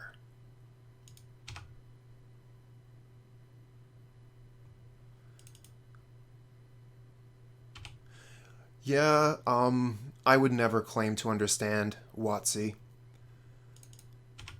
Some of the things that they do are totally mystifying. Okay, so we get the land. Very good. We can put the Mirran Crusader into play. Unfortunately, the Apparition will not take care of Tasigur.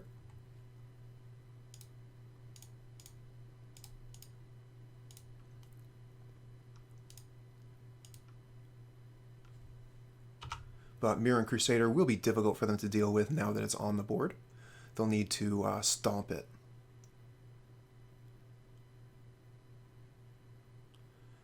Okay, Steam Vents tap, so they don't have the stomp ready. Yeah, no kidding. I haven't seen Tasigur in a really long time. Yeah. They are obviously like a control shell here, so it looks like they want the ability of Tasigur over the extra power of the Gurmag Angler. Ghost Quarter. Okay. So if we play the Sword of Fire and Ice, we're exposing it to possible counter magic here.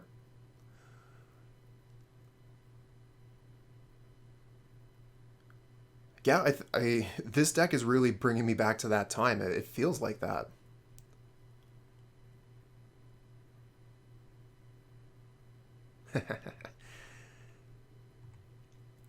I know what you're really looking for is that didgeridoo reprint.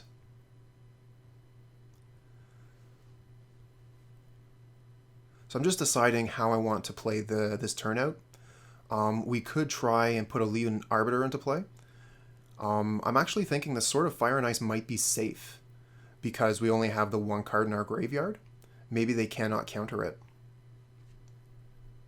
Our Mirran Crusader is also an excellent clock.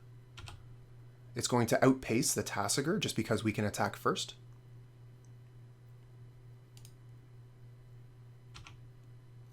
We could double spell. The Stoneforge Mystic wouldn't get anything out of the out of my deck, but it would allow me to start putting these cards into play.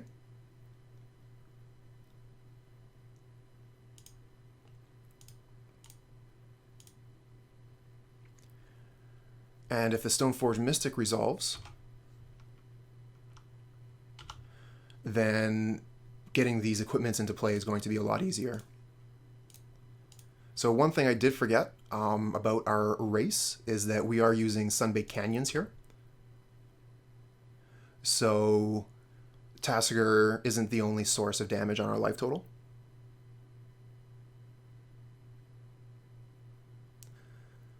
Yeah, I know. It's ridiculous. That didgeridoo for all those Minotaur decks, which apparently is a thing now. Here's a Snapcaster Mage. They're going to get the Fatal Push. Probably, which one do they push here? Arbiter or Mystic? The Mystic allows me to put my equipment into play, so they probably take the Mystic off the board. Yep.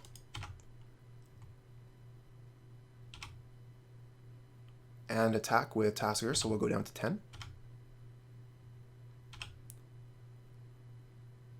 But they are tapped out here, so if we... Oh, they got one land. If we can find land, we can get that Sword of Fire and Ice onto the Leonin Arbiter. Or even better, the Mirran Crusader. Okay, Rest in Peace. So I have the choice between playing Rest in Peace or Sword of Fire and Ice or Skyclave Apparition. The Rest in Peace doesn't do me any damage. It would be nice to get Sword of Fire and Ice onto the board before they can counter it.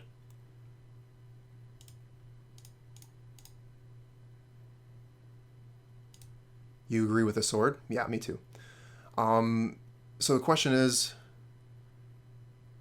Yeah, my problem with the Ghost Quarter is that puts me down to 8 instead of 9. I would have loved to kept the Ghost Quarter up. Take that red land off the board, for example. But that would mean the Tasigur is quite a problem.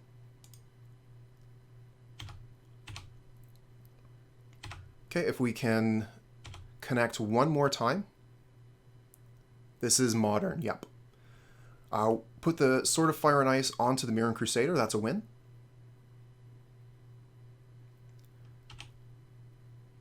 It's pretty close, depending on what we want to do, what our goal is.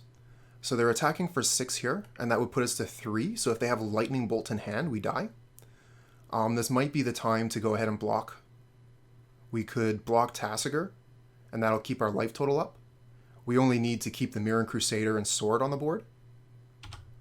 So let's not die to Lightning Bolt, okay?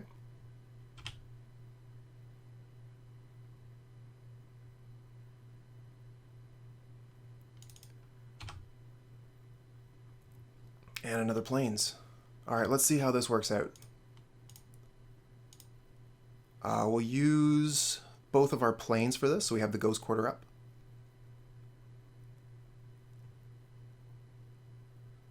If they had Lightning Bolt to kill us, they have Lightning Bolt to kill this right now.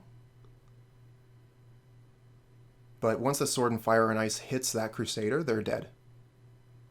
It'll be protection from their entire deck.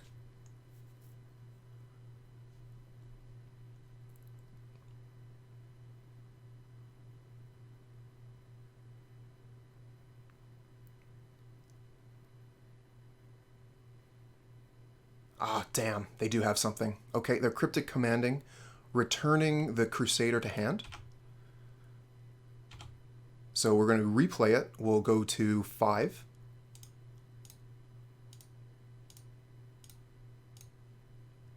But we have the block for the Tasigur.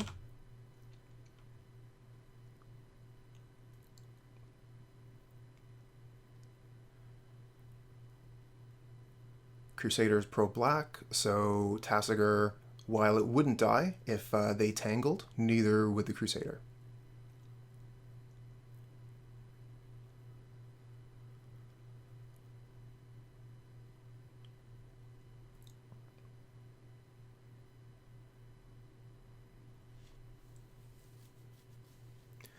Yeah, I definitely prefer the modern format to a lot of the other options.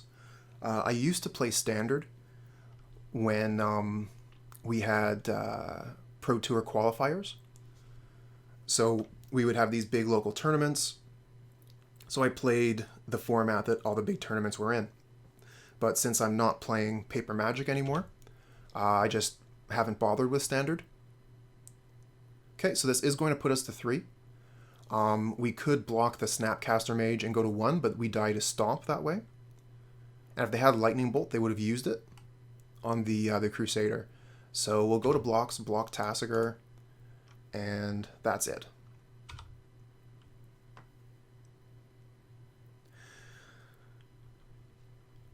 Yeah, I had the opportunity to play a little bit of Paper Magic a little while ago. Oh, Young Pyromancer, huh? Okay, well that doesn't do anything to the Sword of Fire and Ice. So let's try one more time. I think we might have this. Protection from blue, red, black, and green. Double strike. Here we go, we got there. Lucky us. Okay, so we have a little bit more time now to consider how we were sideboarding and if we want to change any of that. We saw Tasigur, so having a couple Path to Exiles might be nice. We're going to take out one of the Rest in Peace. Rest in Peace would be, like, fine, but it was in our hand there and we didn't play it because it wasn't that important. Oh, really? That's way back. Urza Block was fantastic, though. So much power in that.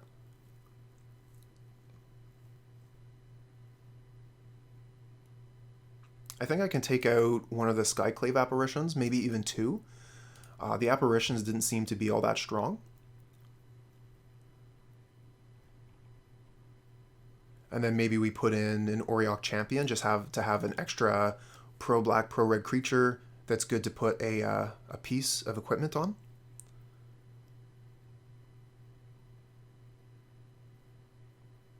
Oh, no kidding. I mean, the good keep on that Gaia's Cradle, those things are worth a fortune. And that would be a cool tattoo.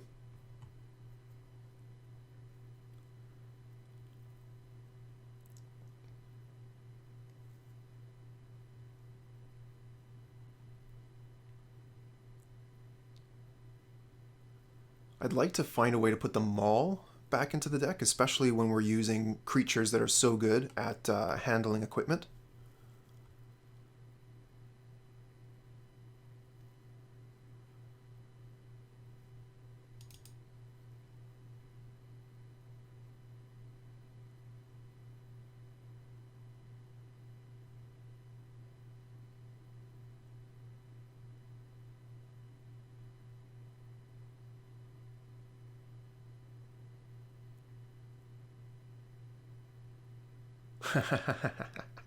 Smart. Yeah, if they let you do that, I mean, why do you want to risk having such a important card damaged? Okay, once again, having quite a bit of trouble deciding how to sideboard in this matchup. I'm going to take them all back out. Put them all back in. Put them all back out. Okay, here we go. No glitch. Awesome. Right into the game. Okay, so we got that Rest in Peace. Archon is quite good here. Arbiter seems okay. This hand isn't great, but we did okay with our last not great hand. And who knows, Rest in Peace early enough could stop them from getting their Tasigur into play. Let's see if we can draw a 1-drop off the top. Come on, deck. Nope, no luck. Alright, planes go.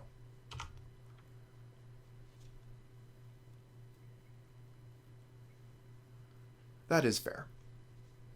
Okay, so Thought Scour on us. So they're going to have their Drown in the Loch ready. Okay, Steam Vents. You can't cast Drown in the Loch with Steam Vents, so we can go ahead and put Rest in Peace in play.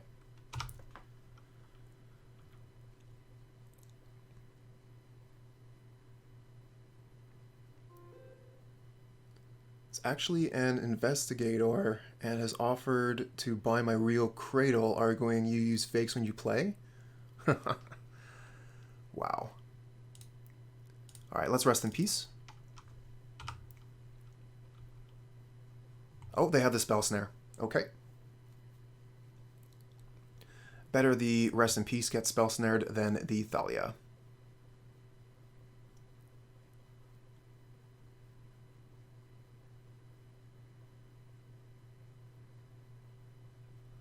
So we've got 10 minutes left on our clock to finish this game. So we're going to have to buckle in here and try and get this thing done. Ooh, ouch, Young Pyromancer. That's a problem.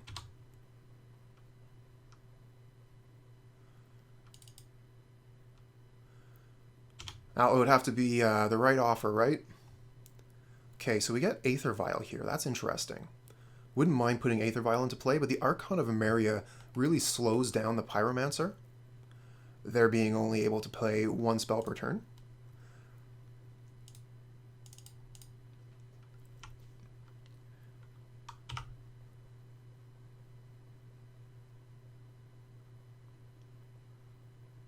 Oh, and they have the Bolt for it. Dang. Well, we were wondering if they play Bolt. There it is. Oh, that's a weird looking elemental. That looks like the... Yeah, what's going on here?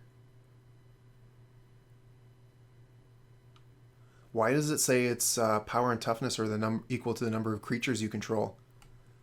I mean, it isn't, but like that's weird, right? They're using the wrong elemental art for this token. Fortunately, it is still a 1/1. Could you imagine if these elementals actually grew for every elemental you had? That would be terrible. Terrifying. Alright, let's play Thalia to start. Yeah, what's up? Don't know if I'll be able to answer, but I'll try.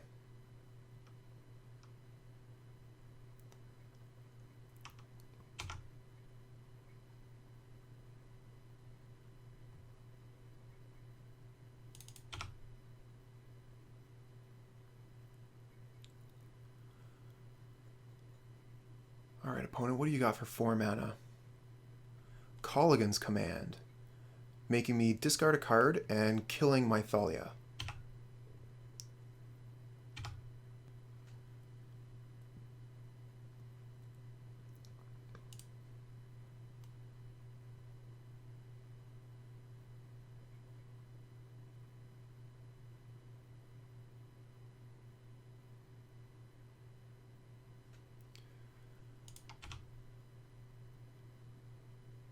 Okay, they're using Stomp on the Arbiter.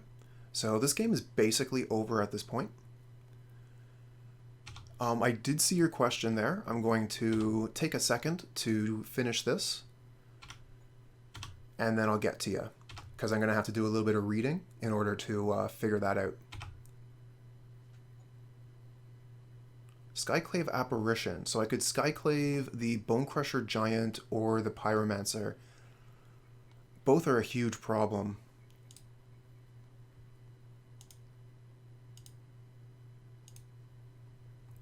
Get another Thalia.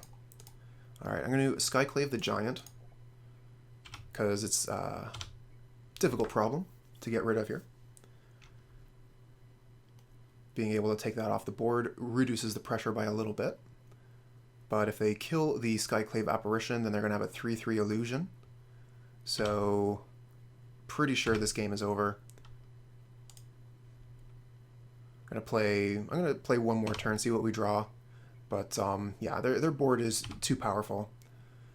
That early Pyromancer, very, very good from the opponent.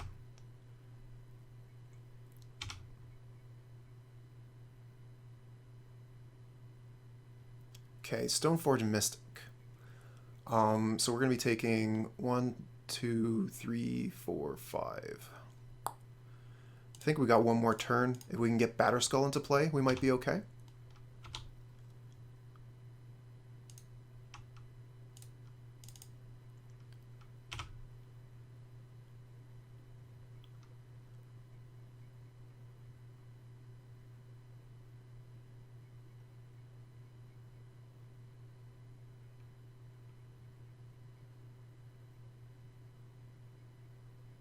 Well, they have 2 cards in hand, but it looks like they got something. Oh, here's a Cryptic Command. So they're going to tap all my creatures, and then they have 3, 4, 5, 6, 7, 8, 9 damage, so that's a loss for us. We'll concede here. This hand looks great. We keep this.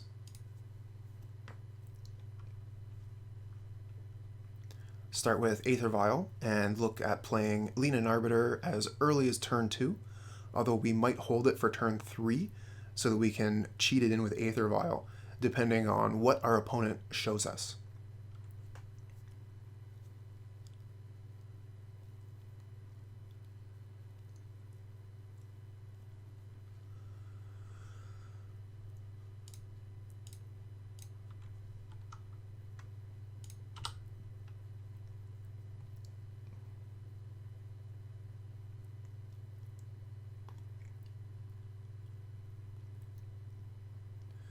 Okay, Sacred Foundry. Is this burn? Sacred Foundry untapped, go. That's weird.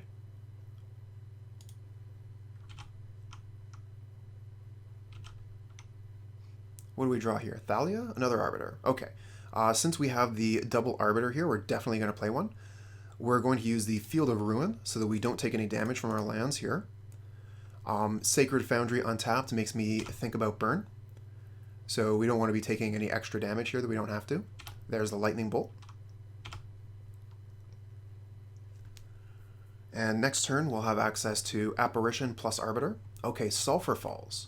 So this is Jeskai. That's what's going on. How does that change things? Well, it means we won't be playing an Apparition this turn, that's for sure. And we'll be waiting on the Arbiter until the end of their turn or until they try and crack a fetch land. Ooh, a Flickerwisp. Flickerwisp plays nicely with Skyclave Apparition and some of our other cards. We'll pass here.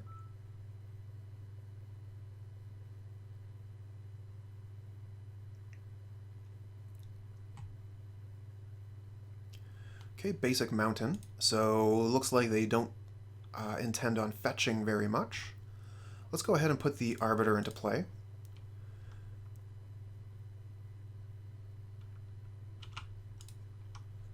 Now, if we use the Field of Ruin here, they have mana to pay, so we would not get our land and they would get their land back.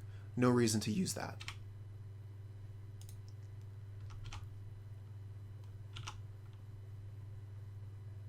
And Stoneforge Mystic.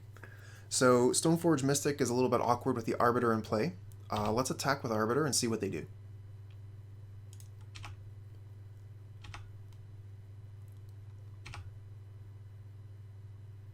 They just take the damage.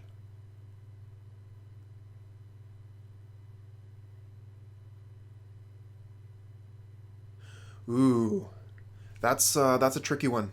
I'm not going to be able to figure that out right now. If you stick around to the end of the match, I could do a little bit of research and try and figure that out. So we have the Aether Vial at 3, ready to put the Flickerwisp into play. We could flicker the Arbiter so that we can put the Stoneforge Mystic into play. We could cast Stoneforge Mystic, and if it resolves with a trigger on the stack, we could flicker the Arbiter. And we hold up Path to Exile without taking any damage from our lands. And they might not want to counter the Mystic because we have the Arbiter in play, and they might be thinking like, huh, this guy's an idiot.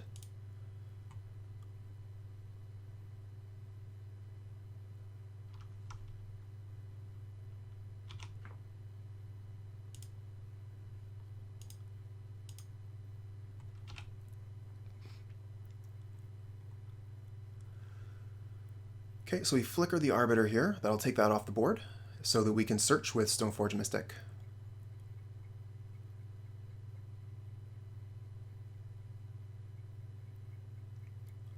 Snapcaster Mage coming in. Okay.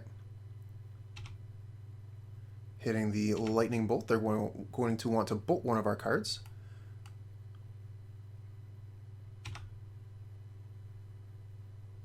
Doesn't really matter which one. We're still going to get our triggers. Are they bolting our Arbiter here? Okay.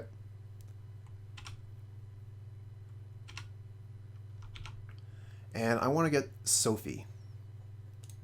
Usually Batterskull is the right option, but Sophie would give my creature protection from basically all the cards in the opponent's deck. And if we can get Sophie into play through the Mystic here, we're looking pretty good. Okay, here's the Helix on the Mystic. They don't want us putting Sophie into play. But if they only have one land left over, it's going to be difficult for them to counter our spells.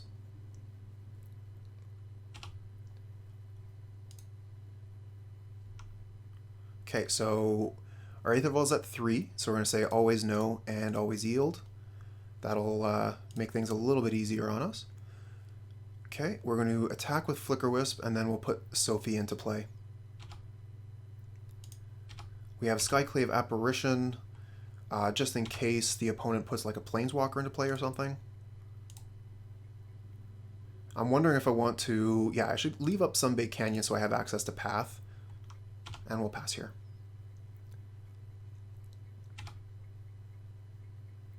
They might as well attack with Snapcaster.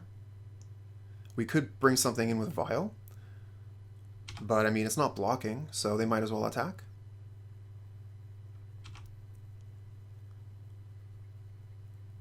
Here's a Watery Grave. They're just playing all the colors.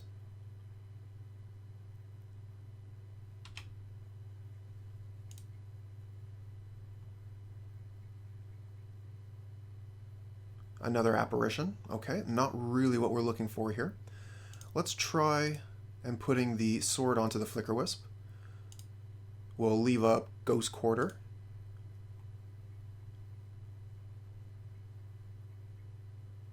Looks like they have an answer here. Another Snapcaster Mage. So they're going to be able to Lightning Helix the Flickerwisp in response. Nothing we can really do about that, unfortunately.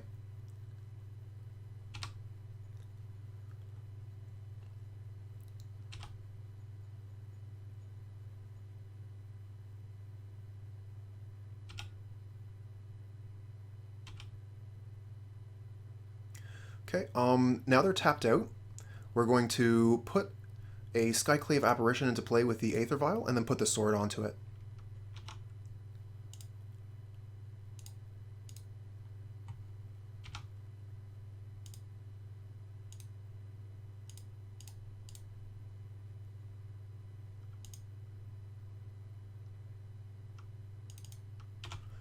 All right.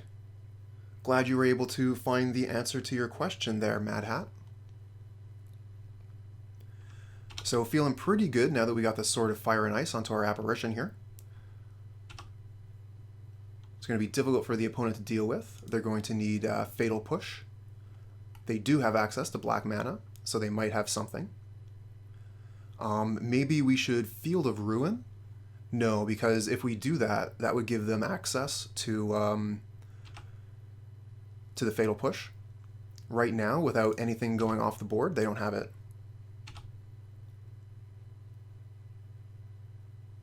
Okay, they do have something here.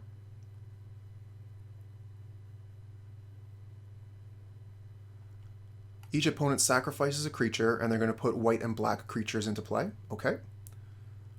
So we're going to put our Skyclave Apparition into play in response. We could also draw a card here to try and find like a Flickerwisp or something. Hey there, big monkey. How's it going? Yeah, you did. Going to be finishing out this league. This is the last match of Death and Taxes, and I'll be taking a break for a couple hours, and then I'll be back with Yawgmoth. But glad that you were able to come in. What are your top decks to beat 4-color Uro? Oh man, that deck, gross. Give me a minute here to figure out how I want to play this out. I think that I want to use the Sunbaked Canyon here. Kalkari Tribal, awesome. So I could Field of Ruin, get rid of their black source here, and then still draw a card with Sunbaked Canyon, and look for another 3-drop. Yawgmoth, best deck.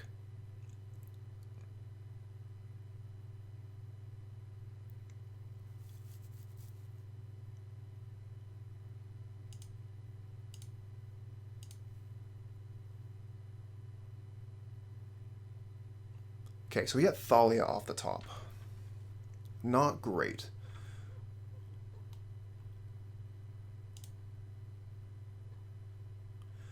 I mean, it is the top deck, but there's quite a bit of variety in the meta, which is pretty cool.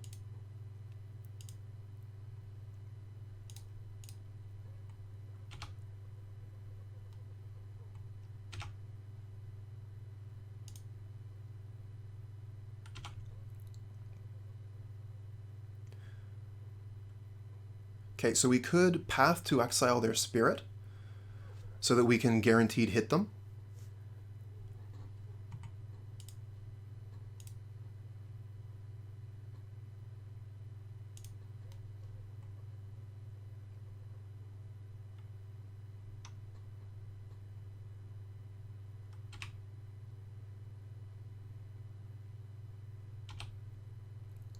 This will let us draw a card, and we're going to use the trigger here to kill the illusion. Another Thalia. Okay. So we can play Aether Vial with our last mana and pass.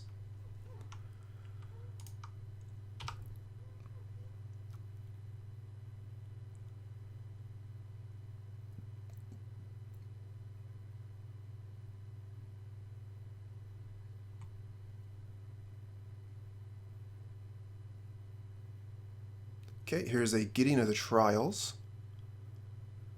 So they're able to permanently prevent the damage from the apparition here.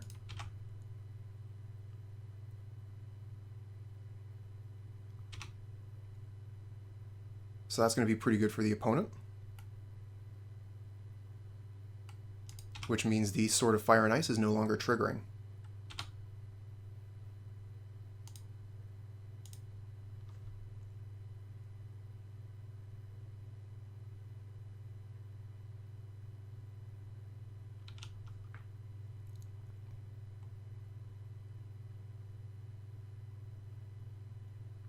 Another Ghost Quarter, huh?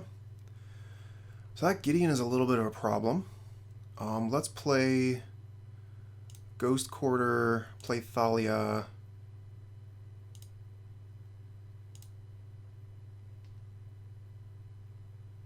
Should have tapped the Field of Ruin there instead of the other Ghost Quarter. I could put the sword onto Thalia. I don't think that's exactly necessary, though.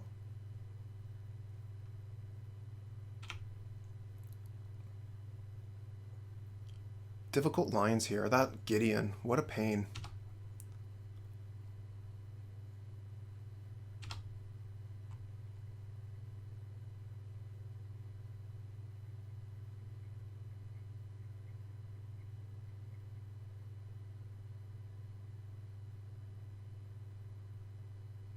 Okay, Lightning Helix on the Thalia. So their Gideon is going to keep ticking on the Skyclave Apparition, keeping my one creature from doing them damage. A very effective answer to Sophie. Okay, Bedlam Reveler here. So they're going to be able to draw some cards. Interesting deck from the opponent.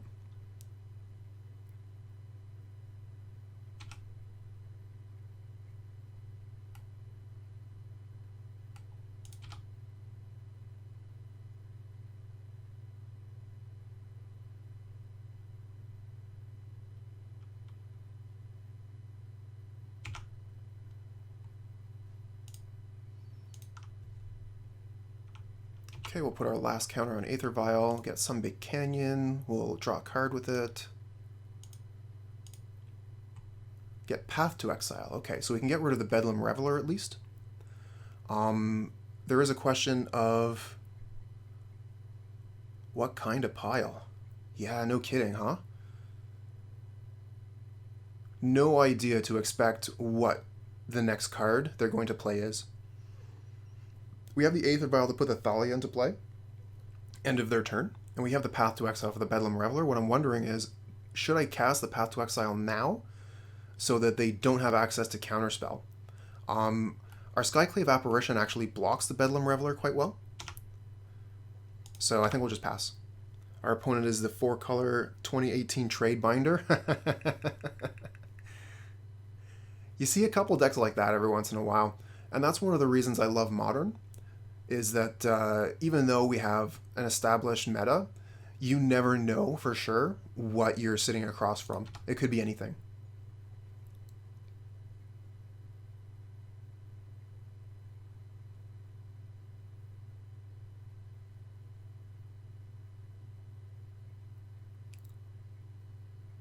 Oh, Lingering Souls. What a pain.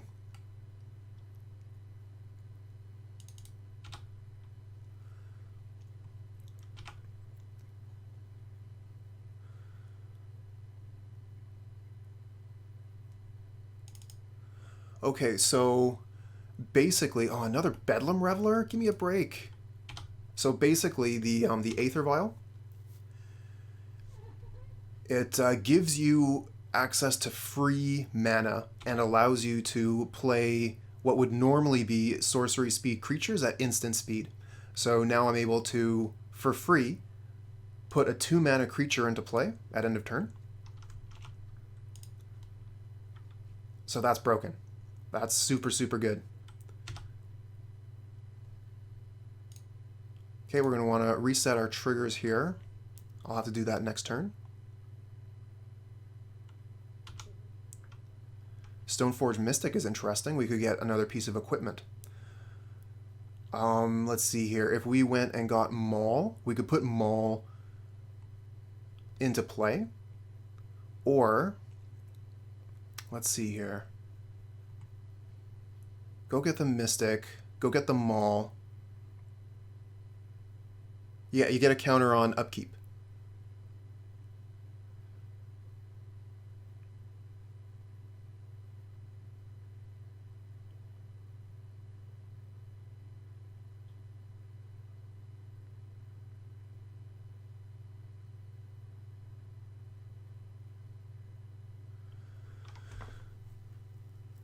That's true too.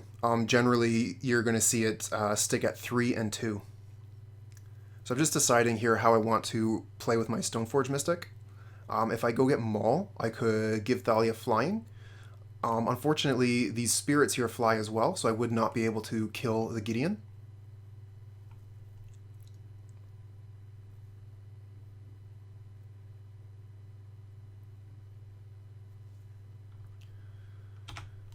I think...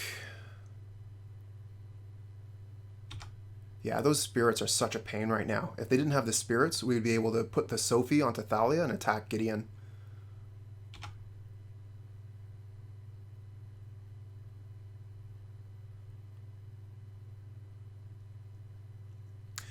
That is interesting. I wouldn't expect Aether Vial to be such a I hate card in Commander. Okay, here's the Path to Exile, getting rid of our Apparition. So we no longer have access to a pro-red or pro-blue creature.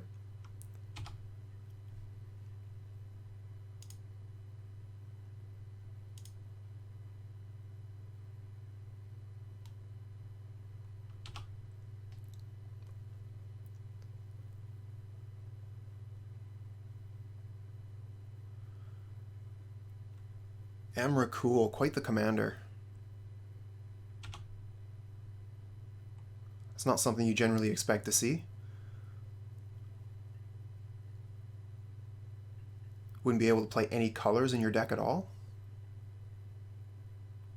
Okay, another Lingering Souls. We're probably just going to have to concede this game. Opponent has us.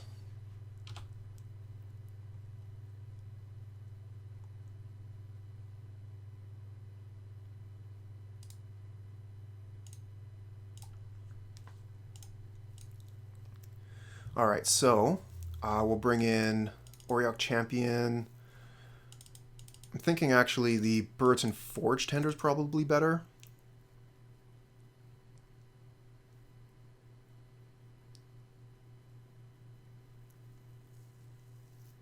Could bring in Rest in Peace.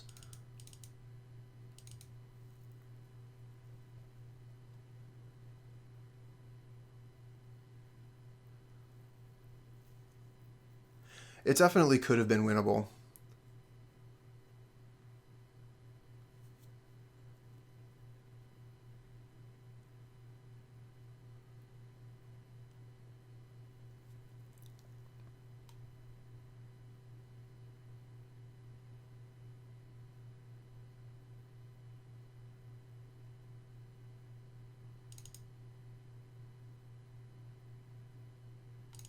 Just going to trim a couple cards here off the top.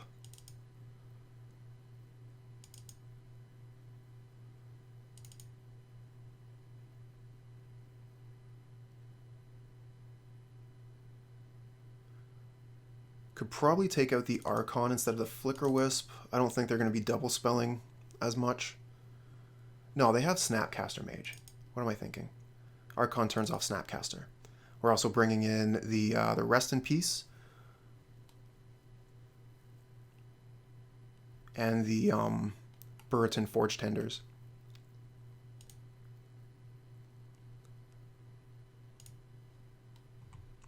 Okay, we'll keep this. Thalia into Rest in Peace.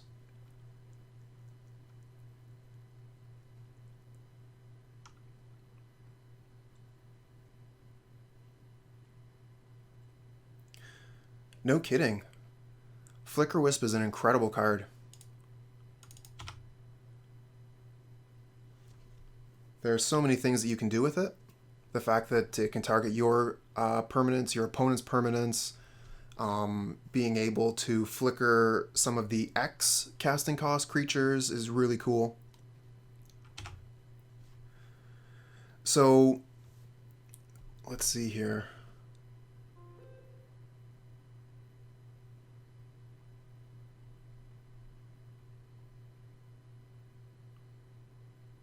Just taking a look here at some of the stuff that's going on in chat.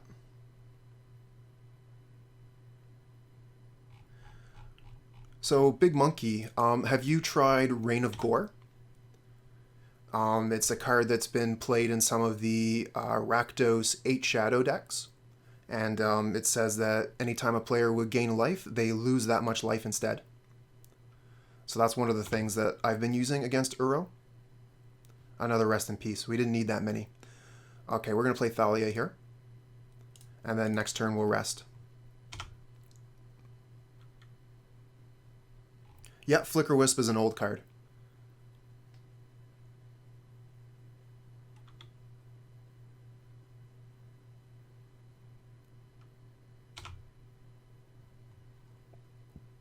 Okay, we get another land. We'll start with an attack.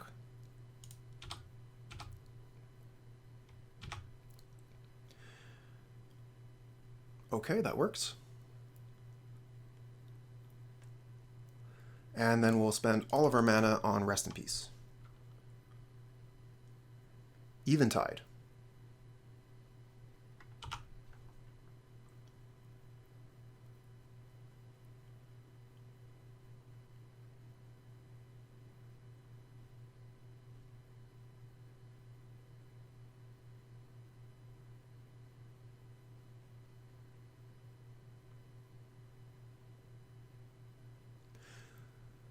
Okay, I actually missed out on that period of Magic. I had a couple of sabbaticals, as many Magic players do. I was around in the early days, started around Ice Age, and then left around Kamigawa, and came back around Return to Ravnica.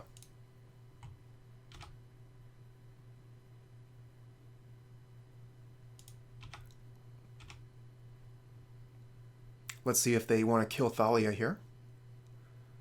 Yep. So that's good because we have another Thalia ready to go.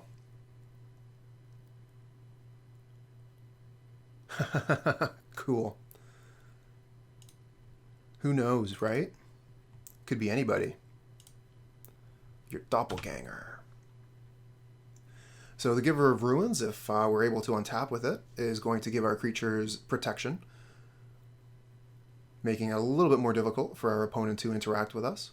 We're also taxing their mana through Thalia.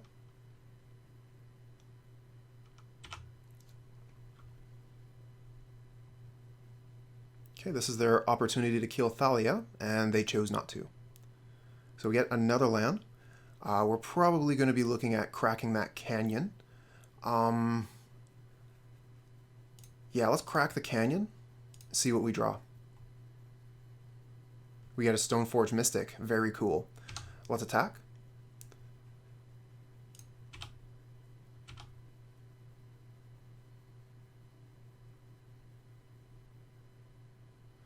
Yeah, pretty sure Lorwyn block was after Kamigawa. Because it was Mirrodin block, Kamigawa block, and then I don't really know after that. We're going to hold up Ghost Quarter. Because of Thalia, we cannot Rest in Peace, or Path to Exile.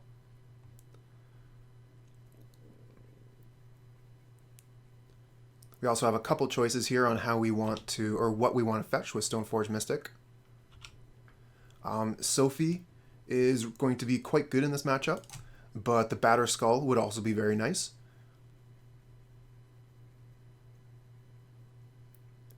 I think I'm going to go with Batterskull this time.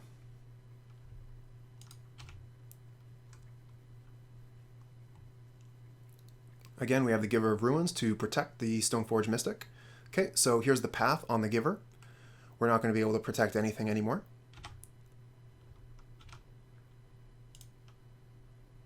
But we have enough mana to almost cast that Batterskull. We have 5 lands, so the Thalia says Batterskull costs 6. But if the Stoneforge Mystic sticks around until our upkeep, then we can get the Batterskull out through Mystic's activated ability.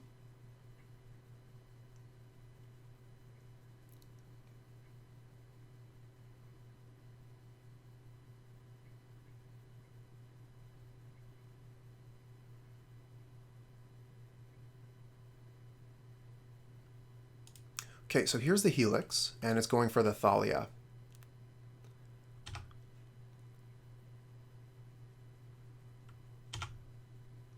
Okay, we untap with Mystic. Ooh, and we get the Archon. Great. Alright, so we'll play the Archon and pass, and we'll put the Batterskull into play at a moment's notice.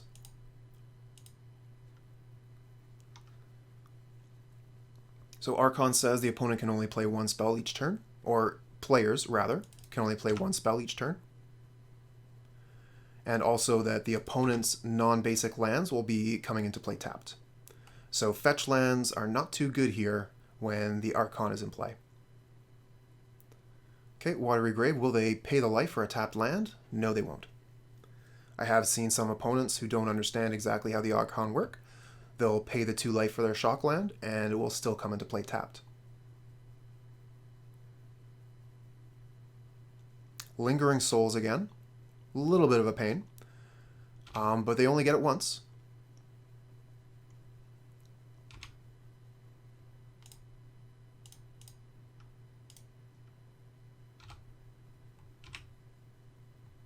Another Rest in Peace. We don't need that many Rest in Peace deck.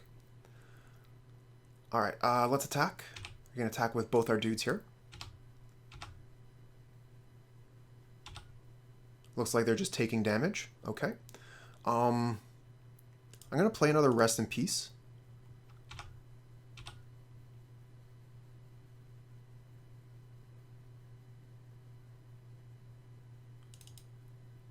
Yeah, I kind of feel a little bit sad that I missed out on Innistrad. That was apparently like an incredible set. So they're attacking with the spirits instead of blocking with them.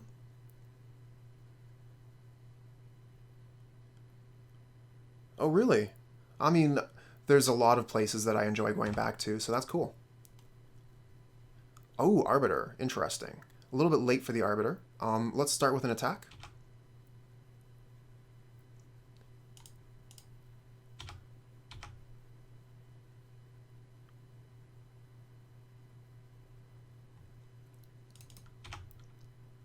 The return to Ravnica. I'm just wondering, like, is there a reason to play the Arbiter here? Our 2 creatures here are doing all the work we need. And if we don't play Arbiter, then we're not playing into Sweeper, I guess.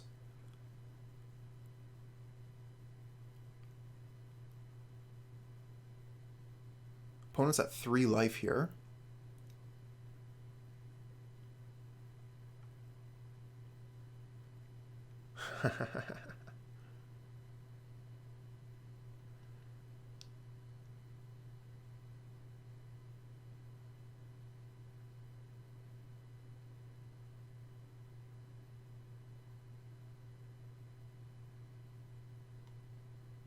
Okay, here's the Gideon of the Trials.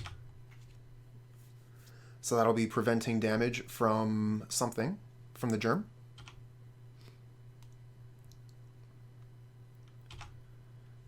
They could attack in with 1 spirit here. They choose not to. Okay. Okay, we got another Plains off the top.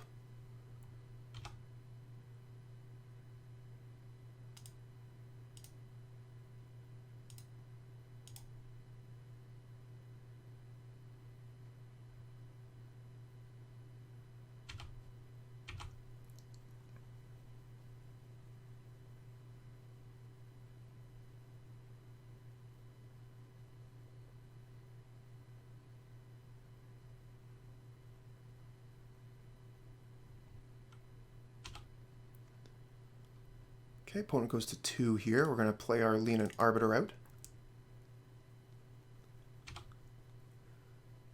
Okay. I haven't paid much attention to any of the Magic stories, so I don't really know any of the lore going on in the background. So that's like something that I just totally miss. I didn't realize. Sweet.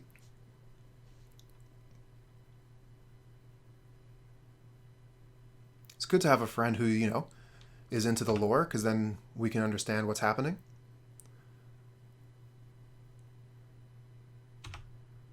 Because otherwise I would just have no idea. Let's see what we get off the top here. Just another land. Deck is not cooperating with us. So they can triple block the Archon here. But if they triple block the Archon and don't have anything else, they die.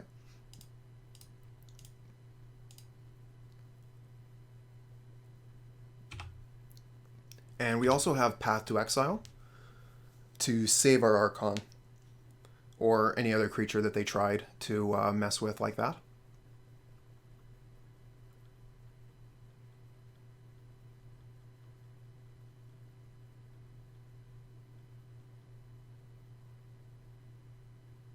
Oh, that Phyrexian oil just gets everywhere. If you don't clean it up right away, you got a mess on your hands. And then, you know, there goes the whole plane.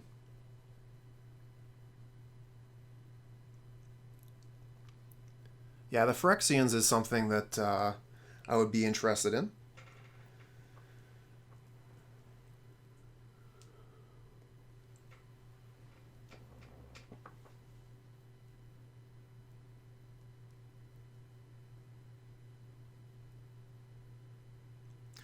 Yeah. You know, that would be a fantastic series for television if they... Oh, no! Oh, no! Settle the Wreckage. That is brutal. Wow.